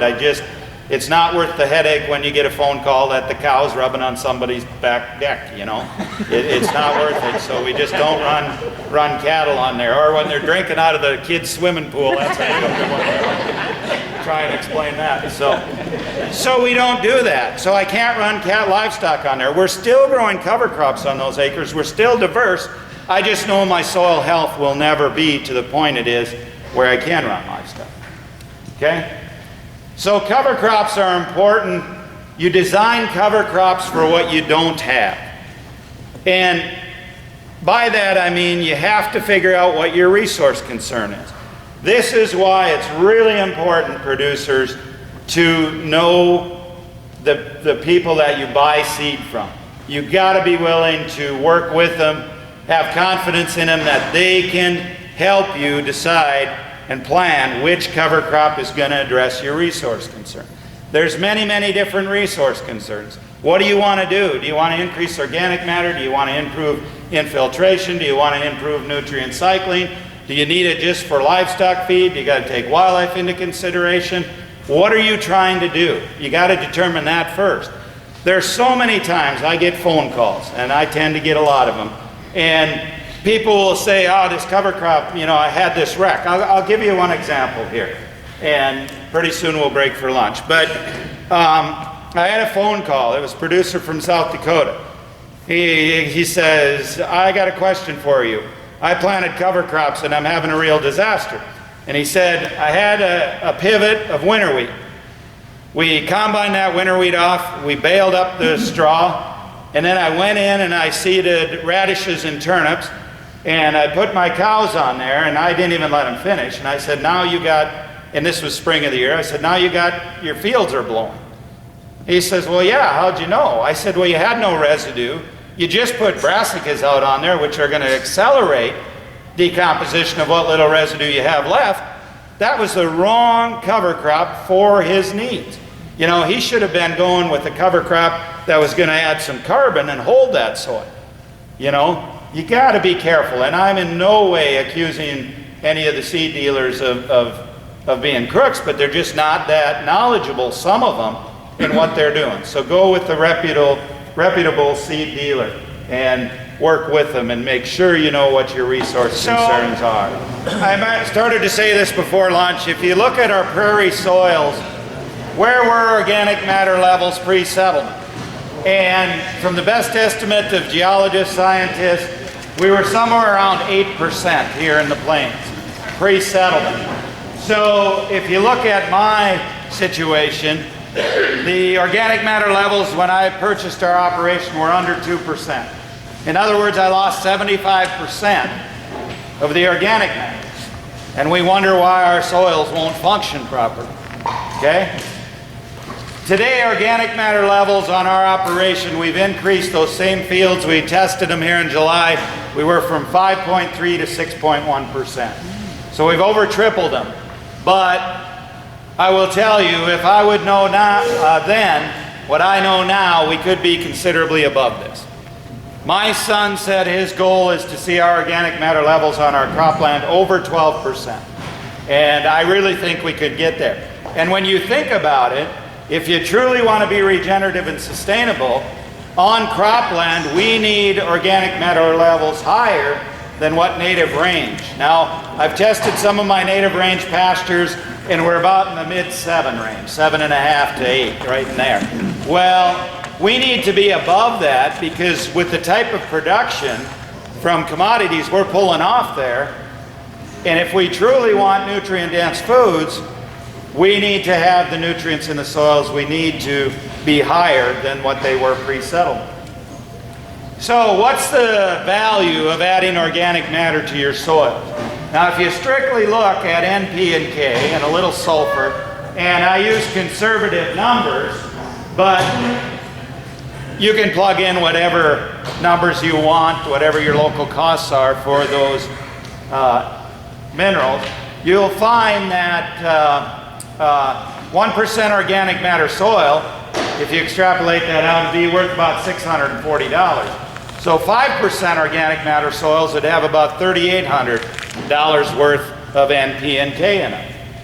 So you need to start looking at soils like a bank account. They're a nutrient bank account. We're storing nutrients in our soils. So a lot of people, they remember what I said earlier about signing the back of the check instead of the front? You know, a lot of people prepay their fertilizer every year. They're having that. It's in their account for use in the future. This is where I put my money. I want to put it in the soils. I want to have value stored in those soils. And it doesn't take writing a check to make it that way. Ray Archuleta gave me this slide and I really, really liked it. This is an actual field in North Carolina. And there was forest by a gentleman who owned the farm, cleared off the forest, the trees, farmed it, monocultures, tillage for 17 years. That is the exact same soil, just 17 years of tillage. When I took over our operation on the right, that's what our soils looked like. They were just a dull, pale brown with no structure to them. What's the value of our soil organic matter from a water holding capacity? And this will vary a little bit, but Dr. Liebig put this together. I have silt loam soils, so it's the middle column there. If you look, I started 2% organic matter. You move across, I could hold 2.4 inches of water per foot. So in a 4-foot soil profile, I could hold not quite 10 inches of water. Well, now I'm up well above 5%. We doubled our water holding capacity. We can hold well over 20 inches of water in a soil profile.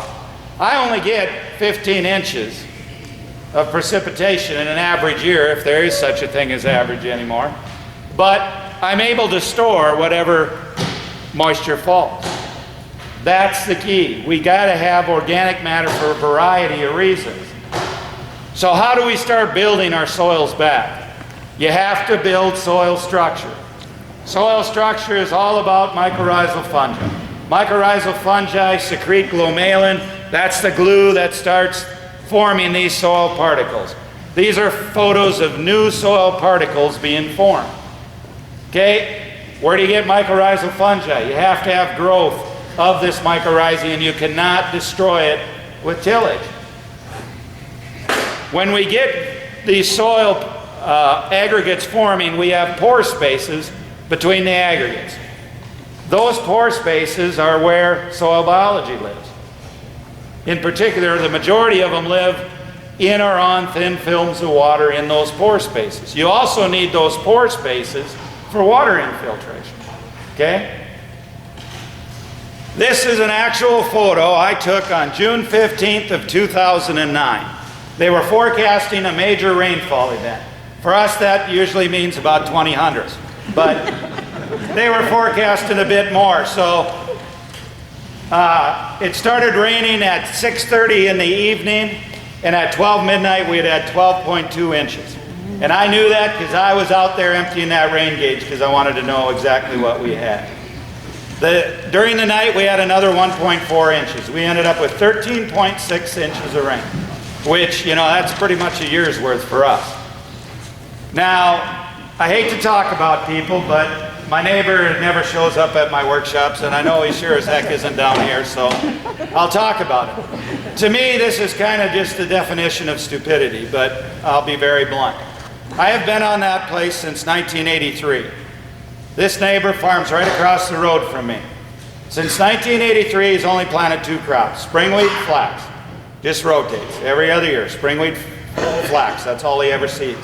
Every year in the fall, with maybe the exception of 2, he's gone out and dug this low spot, tills it up, every year in the fall.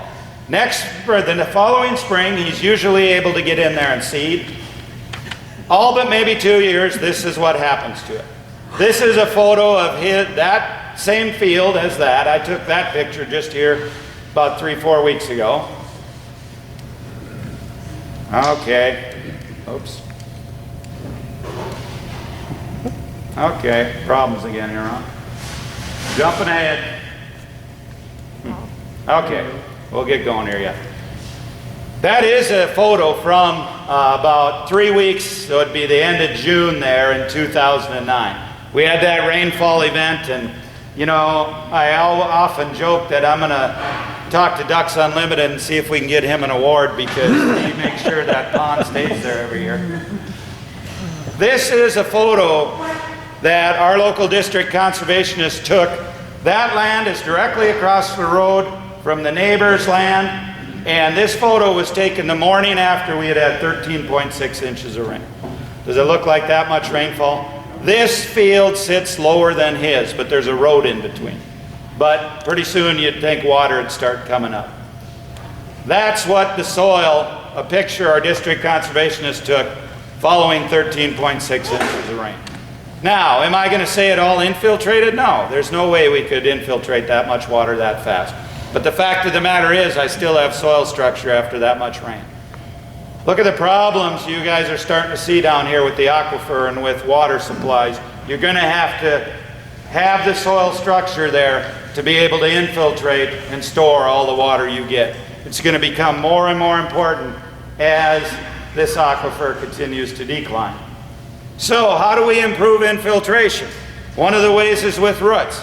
There's different root types. We have fibrous roots, we have tap roots. We have different rooting depths, shallow, medium, deep. You need to address that with the cover crops if you have the resource concern of infiltration. If infiltration is a problem, you better be using some cover crops to address it. This is real common. In North Dakota, where I took this picture, it used to be that people were using, they were using Concords, which air seeder with small sweeps on them. They only went down about 4 inches. Look at the energy that radish had to use up when it hit that hard pan layer and moved over and went down. Normally, what you see, that radish is approximately 1 foot above ground. If I was to dig down in that field 1 foot, I guarantee I'll find a compaction layer. What happens is those radishes go down, they hit that compaction layer, they grow upwards above ground until they get enough energy to poke through. It's easy to tell where your compaction layer is, but you can surely use these to help improve your infiltration and break through those compaction layers. You can get really large radishes. Now, make sure you use varieties. There's over 100 different varieties of daikon radish. So if a seed salesman tries telling you it's a daikon radish, he's not lying, but there's 100 different varieties. You know, just like wheat. Make sure you use a variety that's going to produce the large taproot. If you go seed radishes in the spring, they're going to bolt right away, produce a seed head, you won't get this. In our area, we typically have to seed these, if we're trying for large tubers like this, from mid-July, early August. That works in North Dakota. Talk to your seed dealers and find out what works best here. You can get these fairly large, you know, and you can get them real large if you really work at it. I got to tell you the story. David Brandt, a friend of mine in Ohio, we have a contest growing because he was always saying he could grow large radishes. You always see him with this 4-foot radish. So then I got this picture from a gentleman who works at NRCS up there, and I told him, but look, David, I can raise large turnips. So I was out in Ohio last fall speaking at David's field crop, cover crop day. Well, they land these large Russian cargo planes at the airport in Columbus, Ohio. So David went and took a picture and then photoshopped, you know, a 300-yard long radish stuffed into this plane. So he's got one up on me right now. By the spring of the year, that's what happens with these radishes. I mean, those radishes are also, those tubers are also nitrogen storage tanks. So I like planting radishes with the legumes to store that excess nitrogen before it leaches out of the soil profile. Then what happens in the spring, they're going to break down very rapidly. And when they do, you need a cover crop or a cash crop growing there to use that excess nitrogen. I told you the story about the blowing, the pivot that was blowing. You know, that's why those radishes break down, your residue is going to disappear. You better be prepared for that. Don't go into this field with corn, a crop which uses its nitrogen later in the year. You need to go in with a cool season grass, you know, spring wheat, oats, something like that. Something that's going to use that nitrogen early. The other way to improve infiltration, without a doubt, is earthworms. And I think I mentioned this earlier. When we purchased our operation, that's why I could never go fishing, because we never had an earthworm on the whole place. So I couldn't go fishing. Now, last spring, we did earthworm counts. We were averaging 60 per square foot. That's a lot of earthworms, and it's a lot to be fed. But think of what that's doing for my infiltration. think of what it's doing for my nutrient cycling also. Now, I often get asked and told, well, we've been no-tilling for a number of years. We've got cold soils. We got to get rid of the residue. We have too much residue. This picture was taken at a friend of mine about 20 miles north of me. Went up there, and if you look close, you can see 5 years of crop residue. There's corn, there's sunflowers, there's wheat. You can see what he planted the past 5 years. And we told him, Glenn, you don't have a residue buildup problem, you've got a nutrient cycling problem. Your carbon-nitrogen ratio is out of whack. We have mollisol soils, the second line down there, about 11 to 1, carbon to nitrogen. If Ron gets tired of me by the end of 4 days, he's going to knock me on the head, throw me out on the prairie. I'll eventually decompose to 10 to 1. Everything will, okay? Now you look at that friend's a residue, what he had corn on there. Corn stover's about 57 to 1. He had wheat on there, that's about 80 to 1. Sunflowers is going to be about that high. All high carbon crops. He needed to add nitrogen to jumpstart that, bring that nitrogen level up, then it'd decompose. He corrected his problem very, very easily. He went in there with a cover crop that had legumes and brassicas in it. And those legumes and brassicas, much higher nitrogen content, corrected his carbon-nitrogen ratio, residue disappears. It really is pretty simple. It's just a matter of knowing some of these things and how it works. So you need to be aware of things like that when you plant cover crops. Because if residue is a concern, Ron and I yesterday drove from the west here.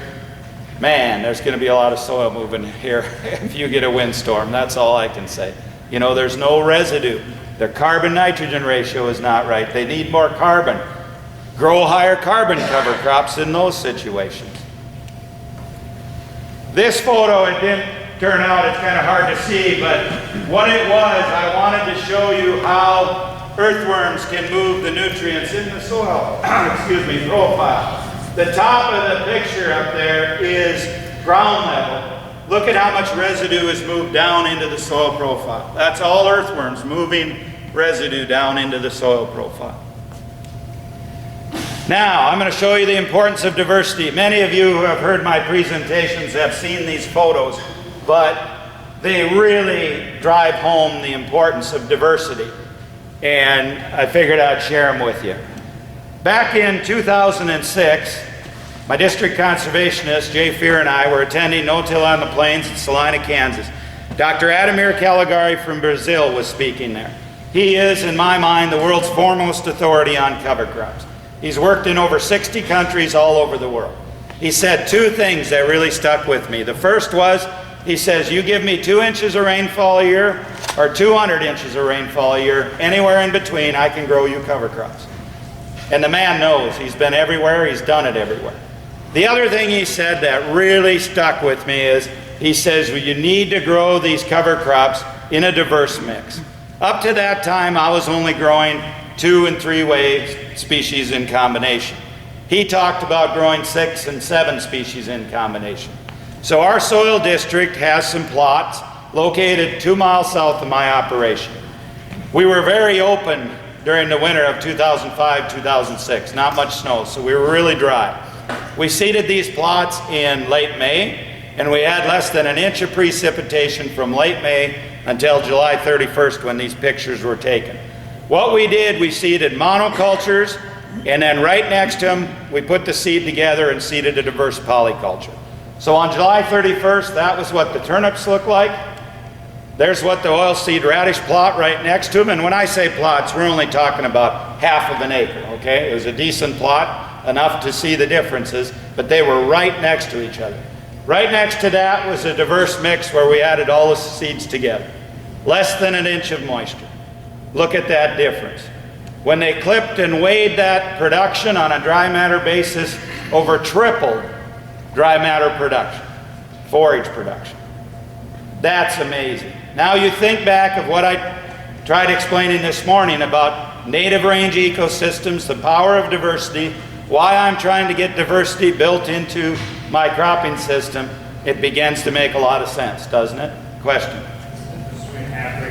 Yeah, the difference between a half rate and full rate, we think is we just got to too many plants per square foot in that drought. But this all really came together and made sense to me when I was visiting with Dr. Chris Nichols, who's a soil microbiologist, about this. And I quote her here. She says, not only do, she's talking about mycorrhizal fungi, provide the needs of one plant, but the fungal hyphae pipeline connect to multiple plants. This helps satisfy the nutritional and energy needs of microorganisms and the plants. Think of it, the picture I just showed there. That was a drought, less than an inch of moisture. What was happening, we had deep-rooted plants in there, we had shallow-rooted.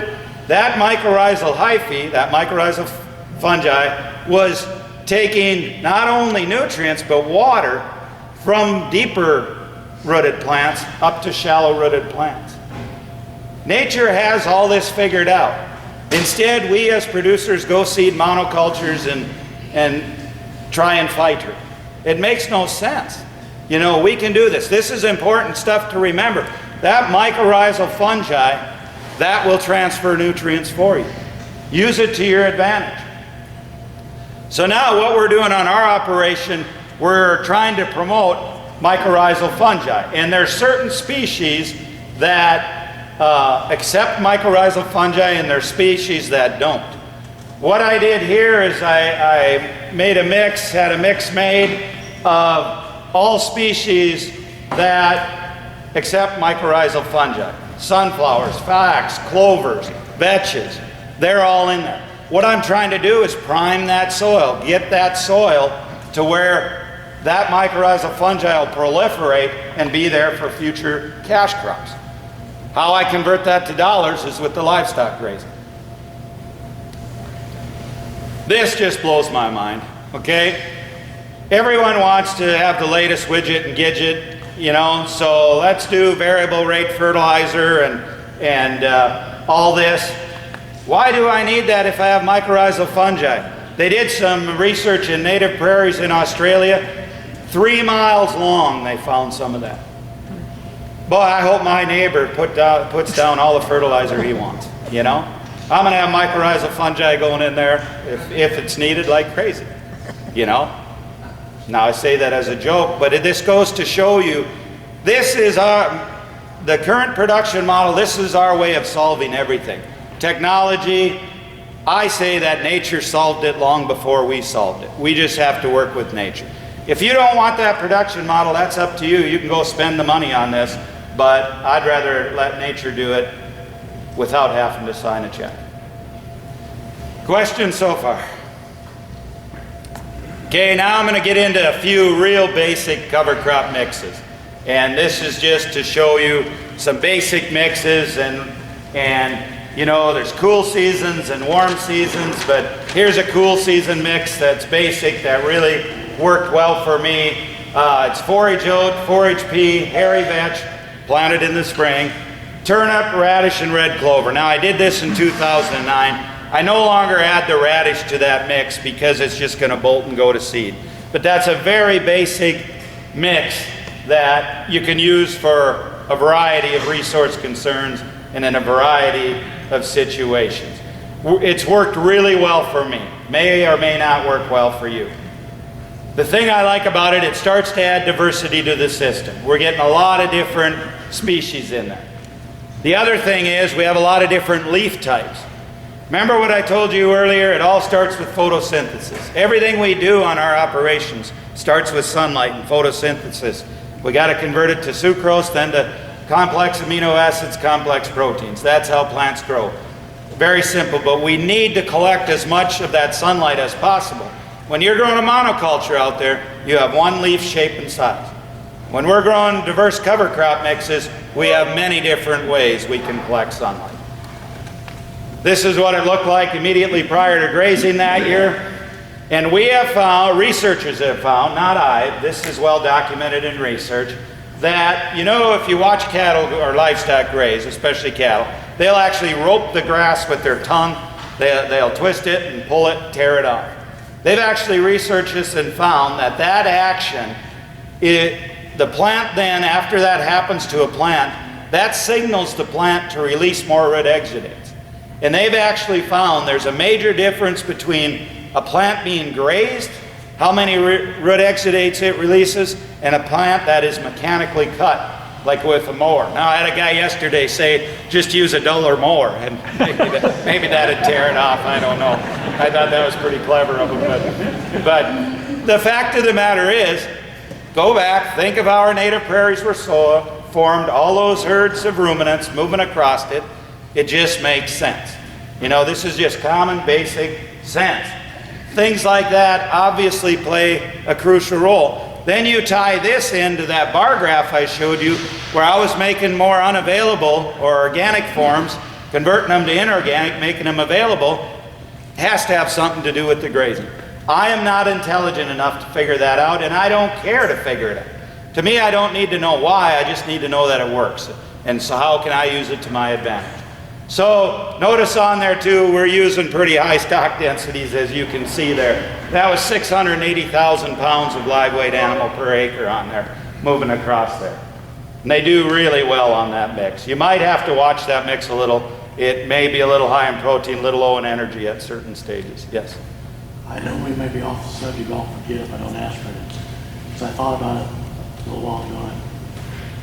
As the day goes along, you increase the time on your timers, don't you? Because they will get full as they go through the day. As the day goes along, do I increase the length on my timers? That's a great question. Thanks for asking it. The reason, as the day goes along, we actually decrease the length of the move, and here's why. When is that plant putting maximum energy? When is maximum energy being flowed into that plant? In other words, when's the greatest photosynthesis taking place? Because what time of the day the greatest photosynthesis is taking place is also the time that that plant will have the highest Brix reading, the highest sugar. What we will do on occasion, if we're going for maximum gain on our livestock, we will give the cattle one move in the morning, a longer move, but then we'll give them rapid increases in moves in the afternoon, so we get maximum forage consumption at the time of the day when we have the highest energy in the plant, because that's when they're going to get the greatest nutrient. Now, I'll be very honest with you, that takes some management, and you know, depends on your quality of life and how you want to do it, but it's easy to do with those bat latches. Yes? What do you do about that? Too high protein. What do you do about too high a protein? That comes down to balancing the mix in the cover crop.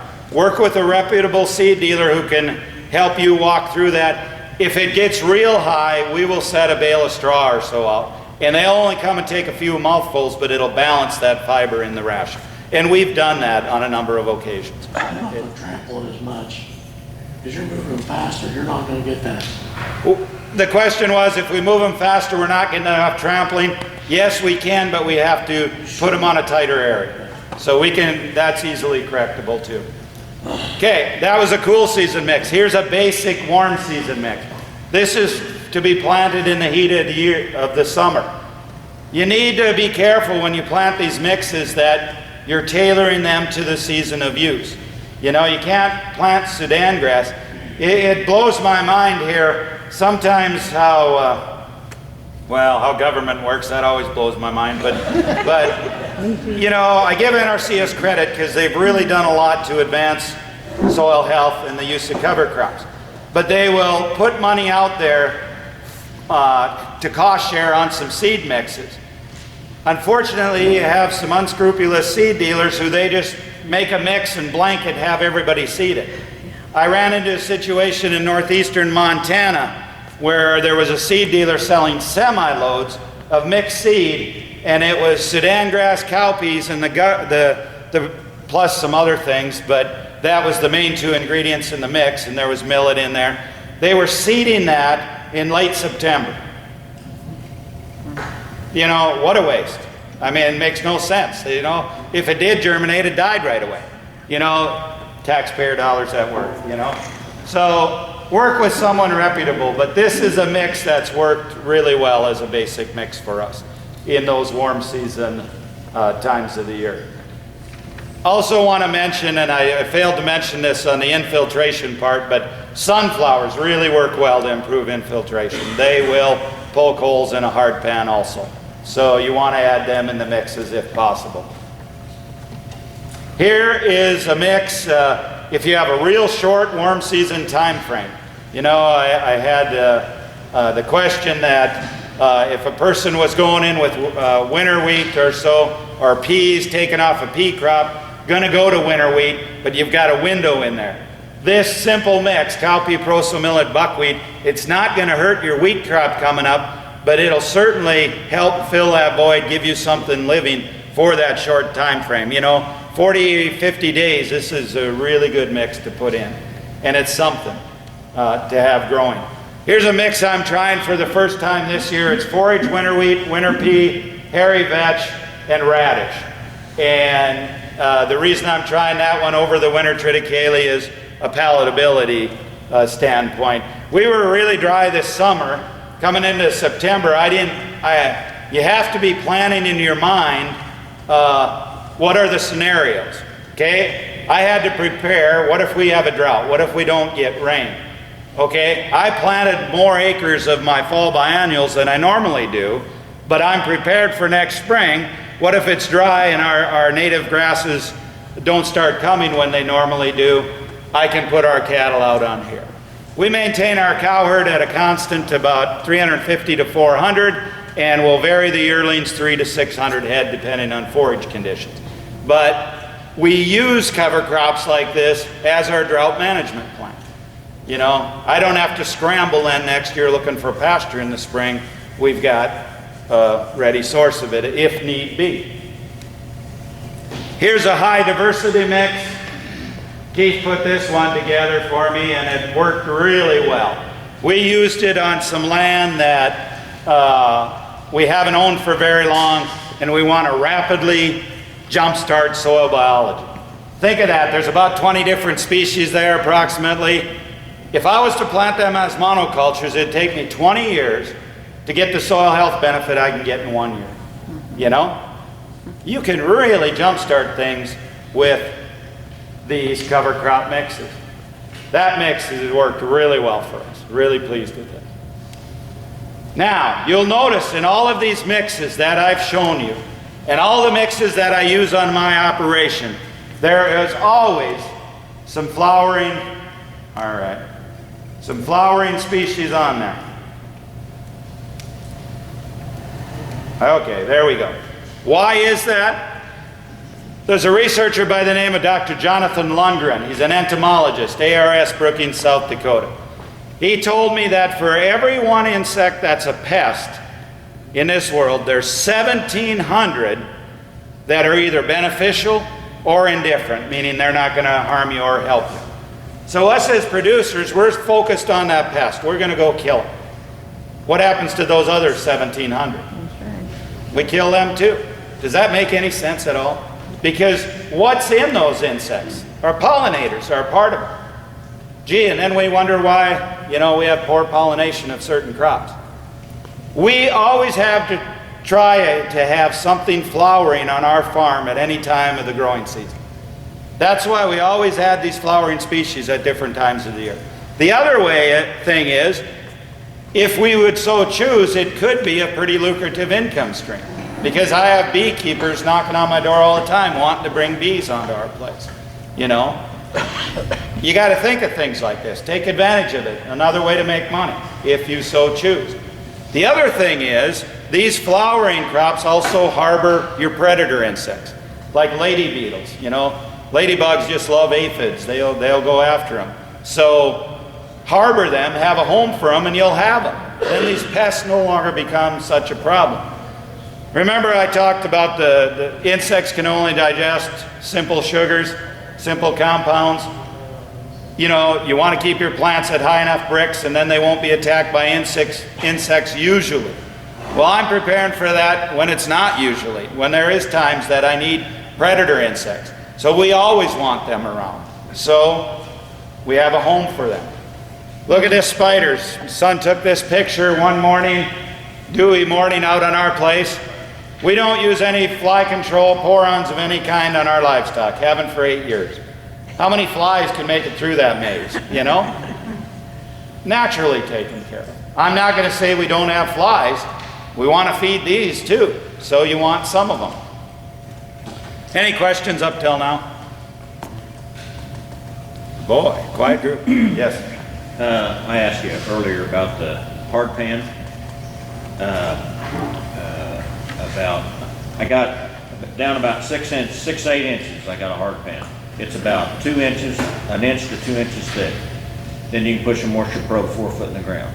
But I got that little bit of hard pan. Will those radishes or sunflowers tear that up, and how long? If so, how many years will you have to do it? The question was, he has a hard pan about 6 inches down in the soil profile, then it's not restrictive beneath that. Will radishes, sunflowers, etc. push through that? Absolutely. How long will it take? Colton, how long do you think it'd take? Depends on the diverse crop rotation, right? What, were you sleeping? No, I'm kidding. You know this. You can do it fairly rapidly. Just a couple of different cover crop mixes, and you will have significant holes grown in them. But you got to have the species, things like sweet clover, sunflowers, you know, the radish, that'll poke those holes down through it. But you can do it. It's not going to happen in just one cover crop mix. It'll take several, but you can do it.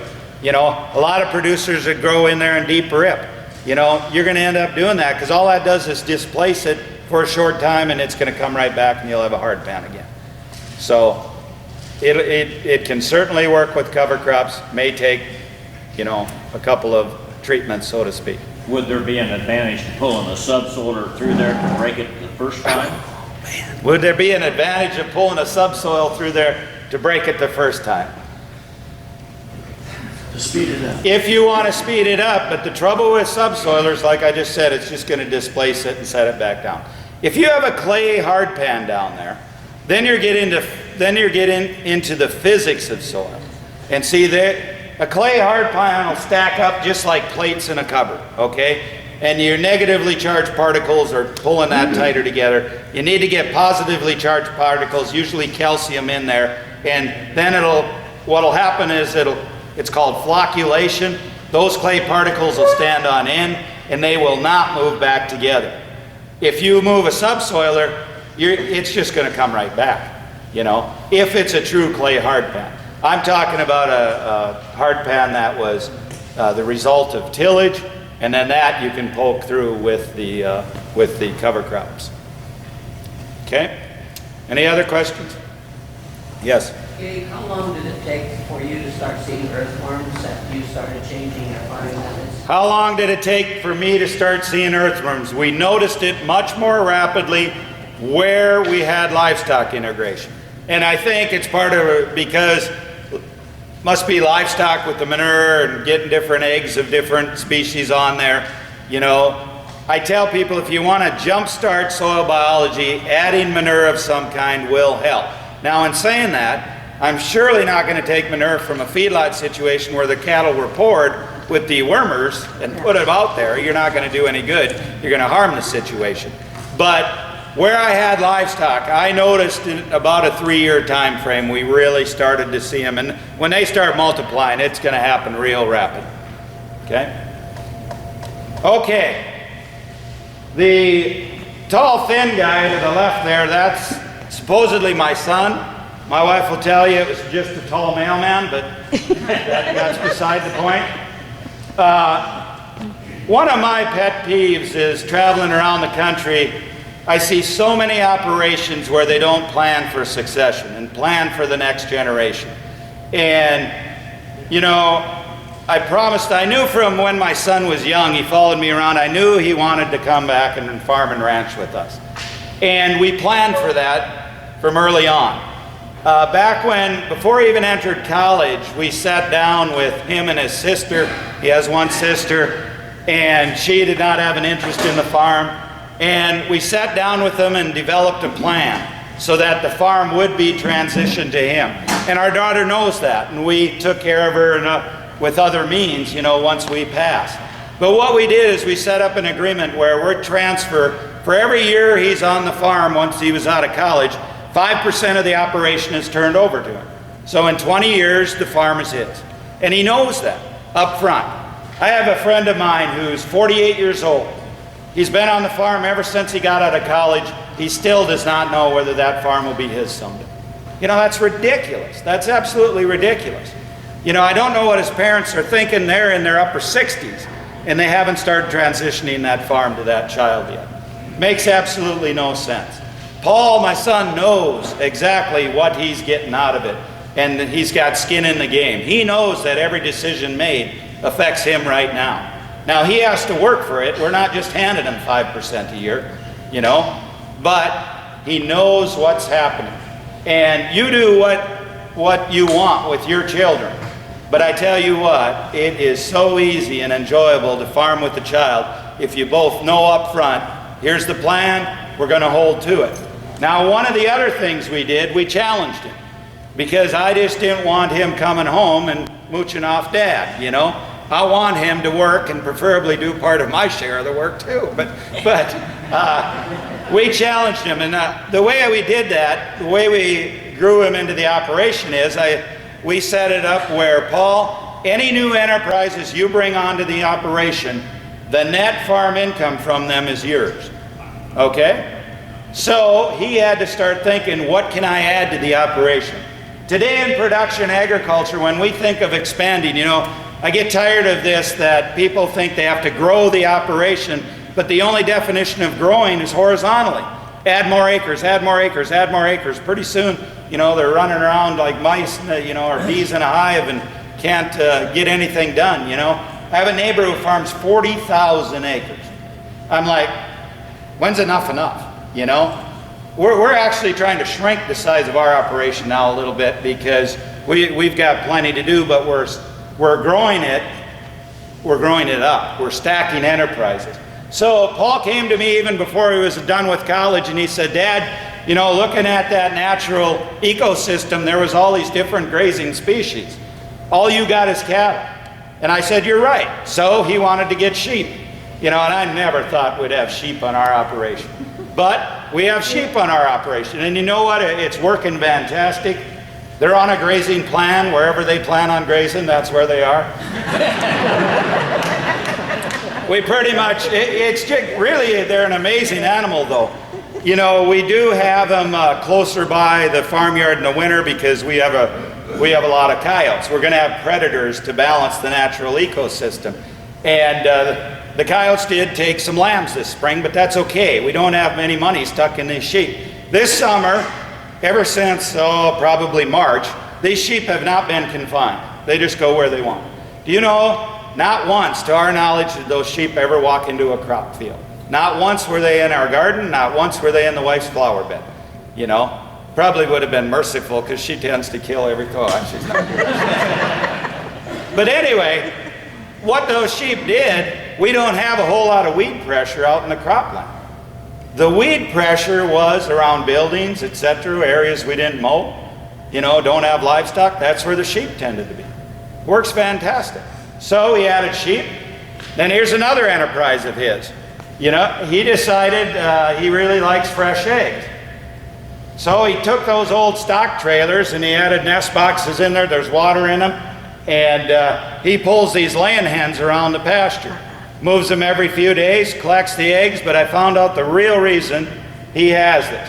Once a week, he takes all his eggs, he goes to this park in town, and all these young single women just flock there and buy these eggs from him. And so maybe it's a good thing. Maybe he'll find a keeper pretty soon. But I tell you what, the young man's selling 200 to 300 dozen eggs a week.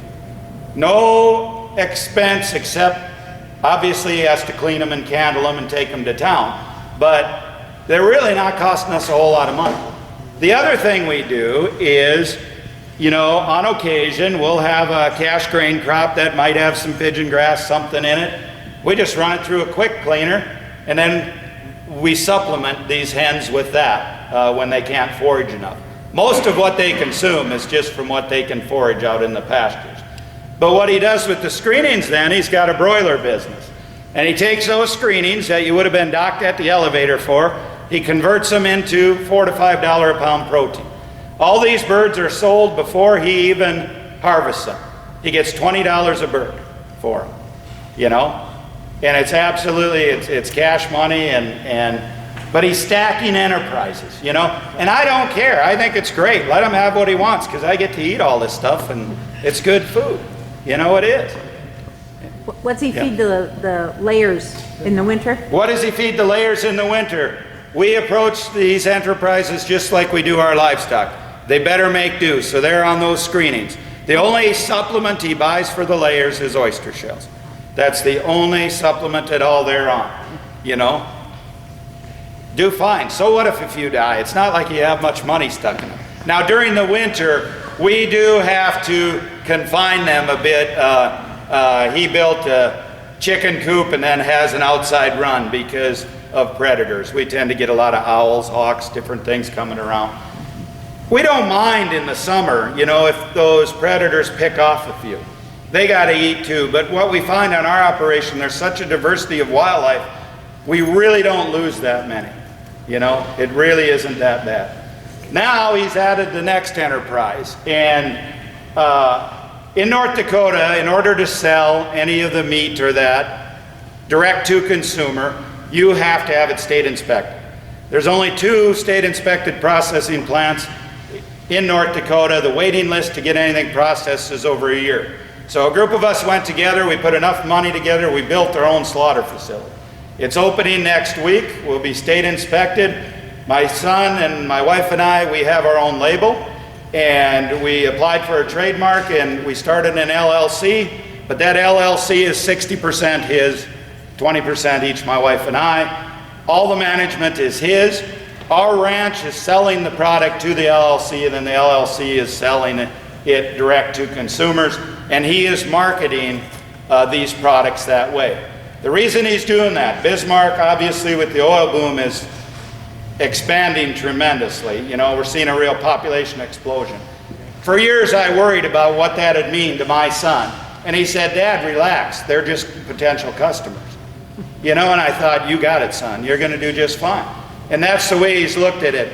Right now, we have more orders already taken with 0 advertising than we can fill this winter. You know, but you're only limited by your mind. So young people out there, you want to start stacking enterprises, I mean, it's easy to do and can be highly profitable. And this is what it's all about to me. Paul, you had a question? What's your average weight of the broilers that you sell? Do you sell a whole bird? Yeah, the average weight of the broilers is 4 pounds. He's getting $20, $5 a pound. That's the average. But he's pretty smart. We don't sell anything by weight. It's just by item, you know? So nobody can complain. You know, they know up front it's going to vary. So now I'll get off a little bit. I'll keep expanding on that. What are we as producers really in the business of doing? We're supplying nutrition to people. Everything you grow on your operation, eventually it ends up as nutrition to people.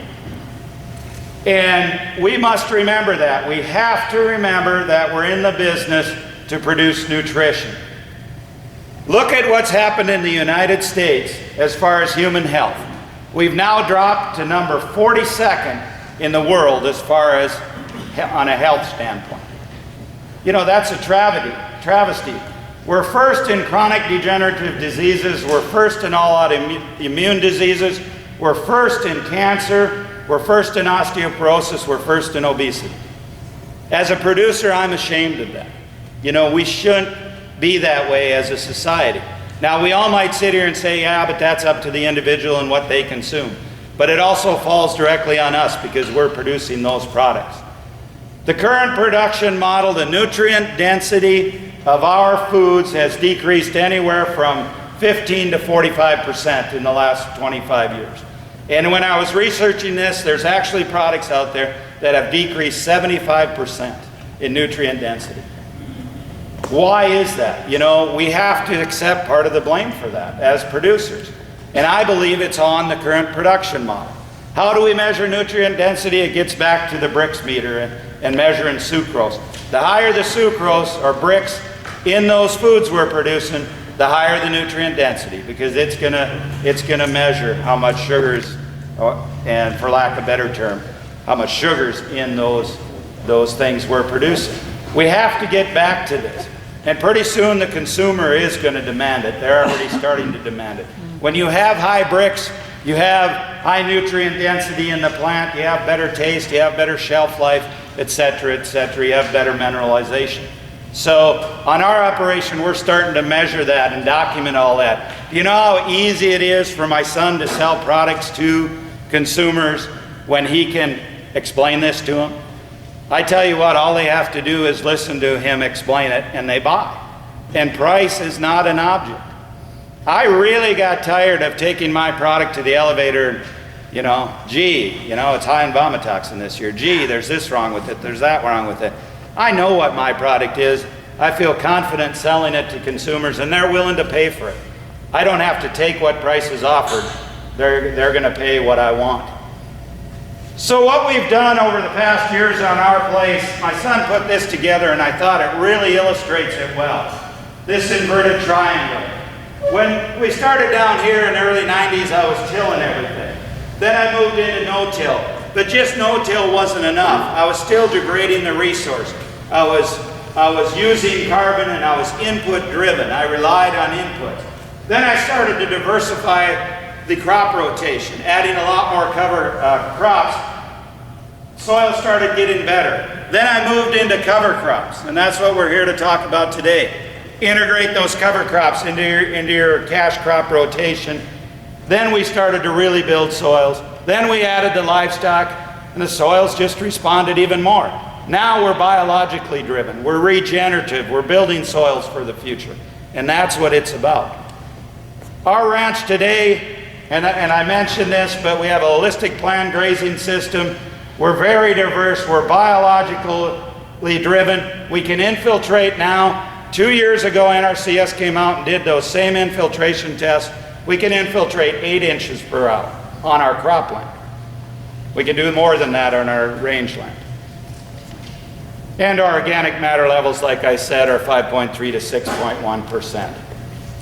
I really like this quote by Aldo Leopold. Land then is not merely soil, it is a fountain of energy flowing through a circuit of soil, plants, animals, and you can even add humans onto the end of that if you'd like.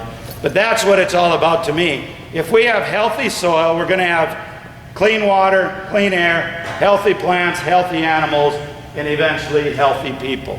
And that's what it's about. I challenge you with this. What will your legacy be? One of my greatest fears is my grandchildren coming up to me and saying, Grandpa, why didn't you do something to change this?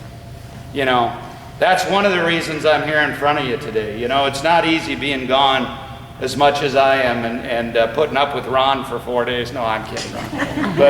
But I'm out on the road because I don't want my grandchildren to say that to me.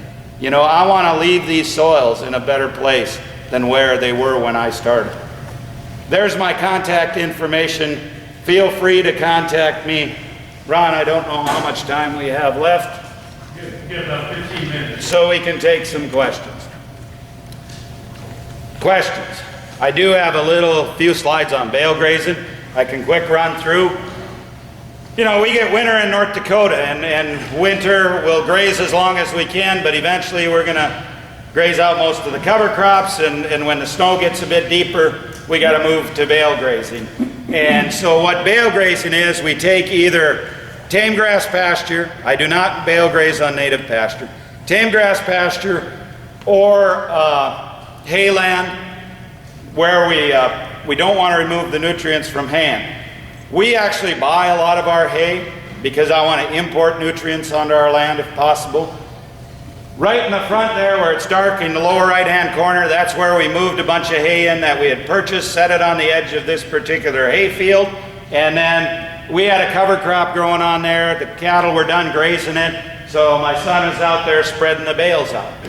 Then what we do, that's what it looks like when it's done. You can see in the foreground here, the cattle out on there. We'll give them access to about a week to 2 weeks worth of hay at a time, and then we'll just keep moving set up, and they just move right through them. And the snow can get pretty deep. This picture isn't real bad, and we just leave the cattle out there, and they do just fine. And that's how we operate. We don't start a tractor. We've got the bale grazing all set up for this winter.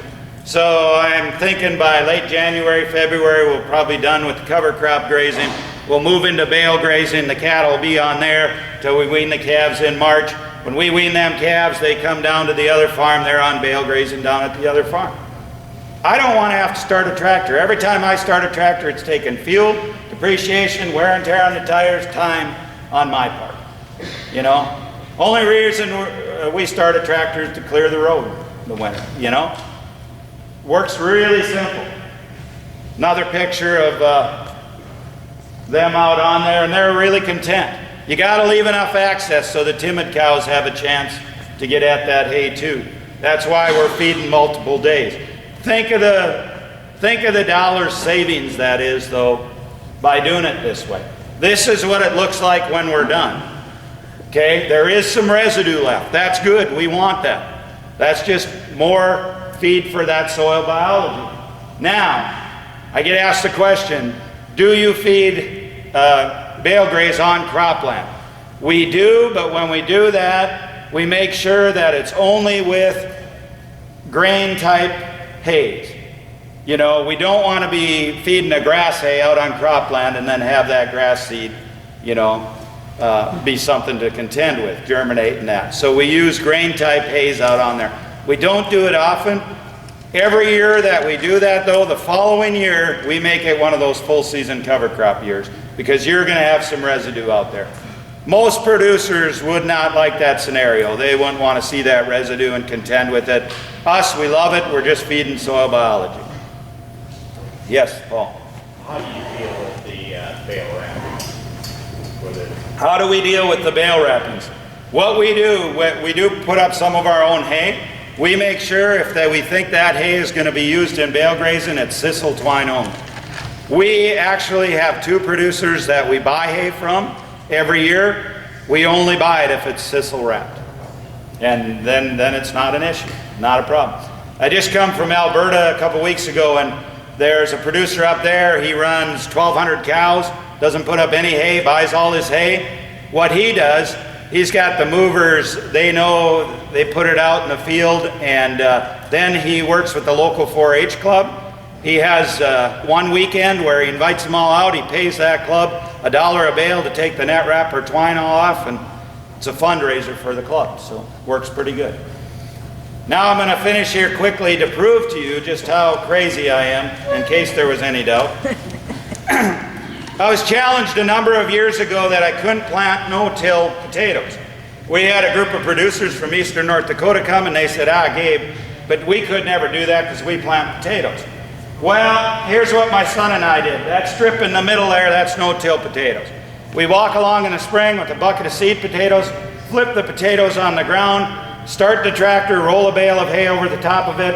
Come fall, you peel the hay back, there's your potatoes. Can be done.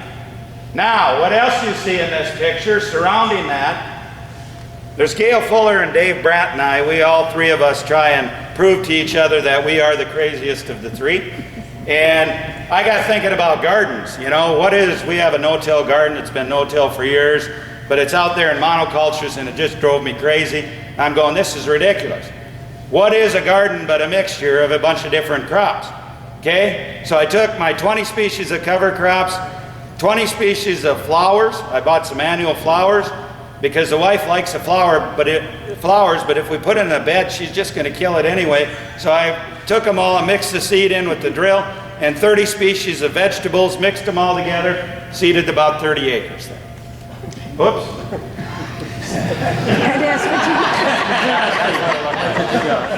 All right.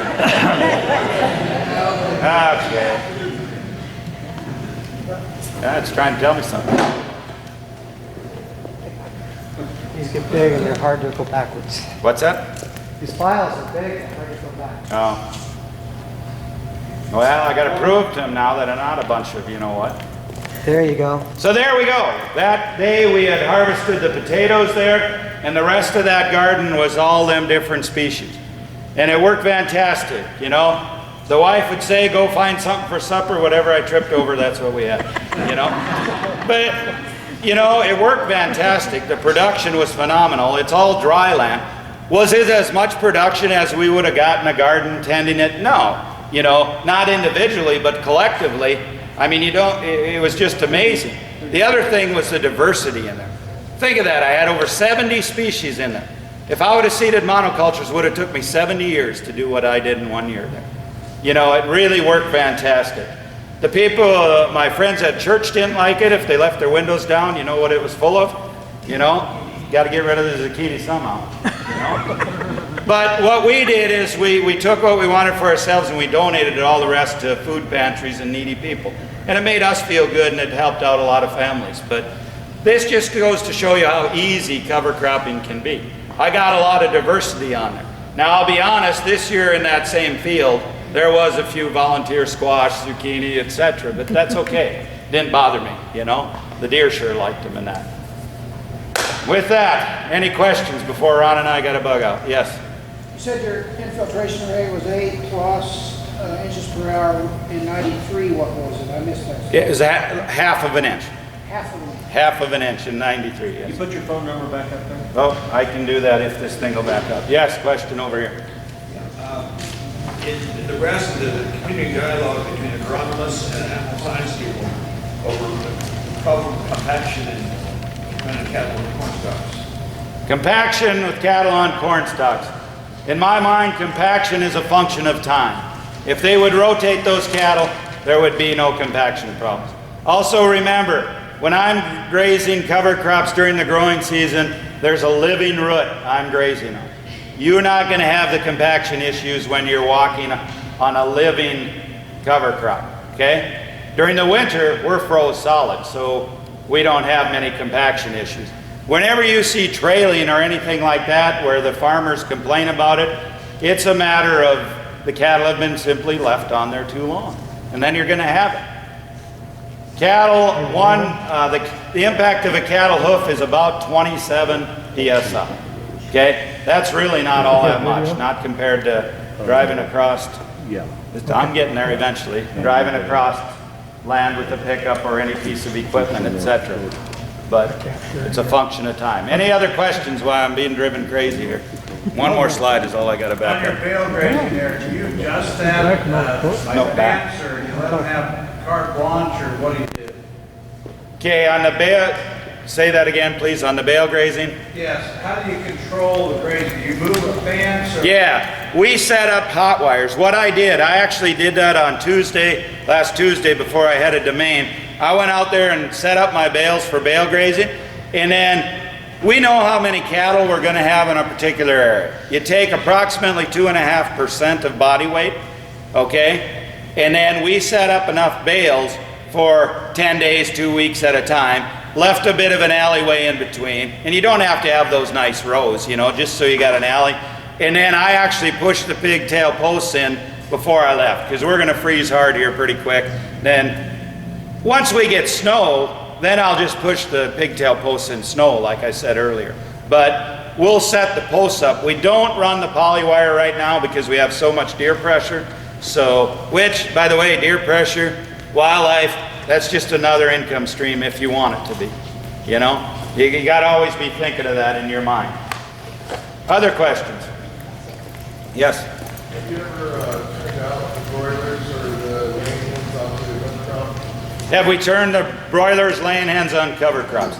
Yeah, the laying hens go on cover crops all the time. They do not go in there unless the cattle have grazed it. It's too much upright structure, they're afraid of predators. They like it kind of open, but they love it right after the cattle have been through.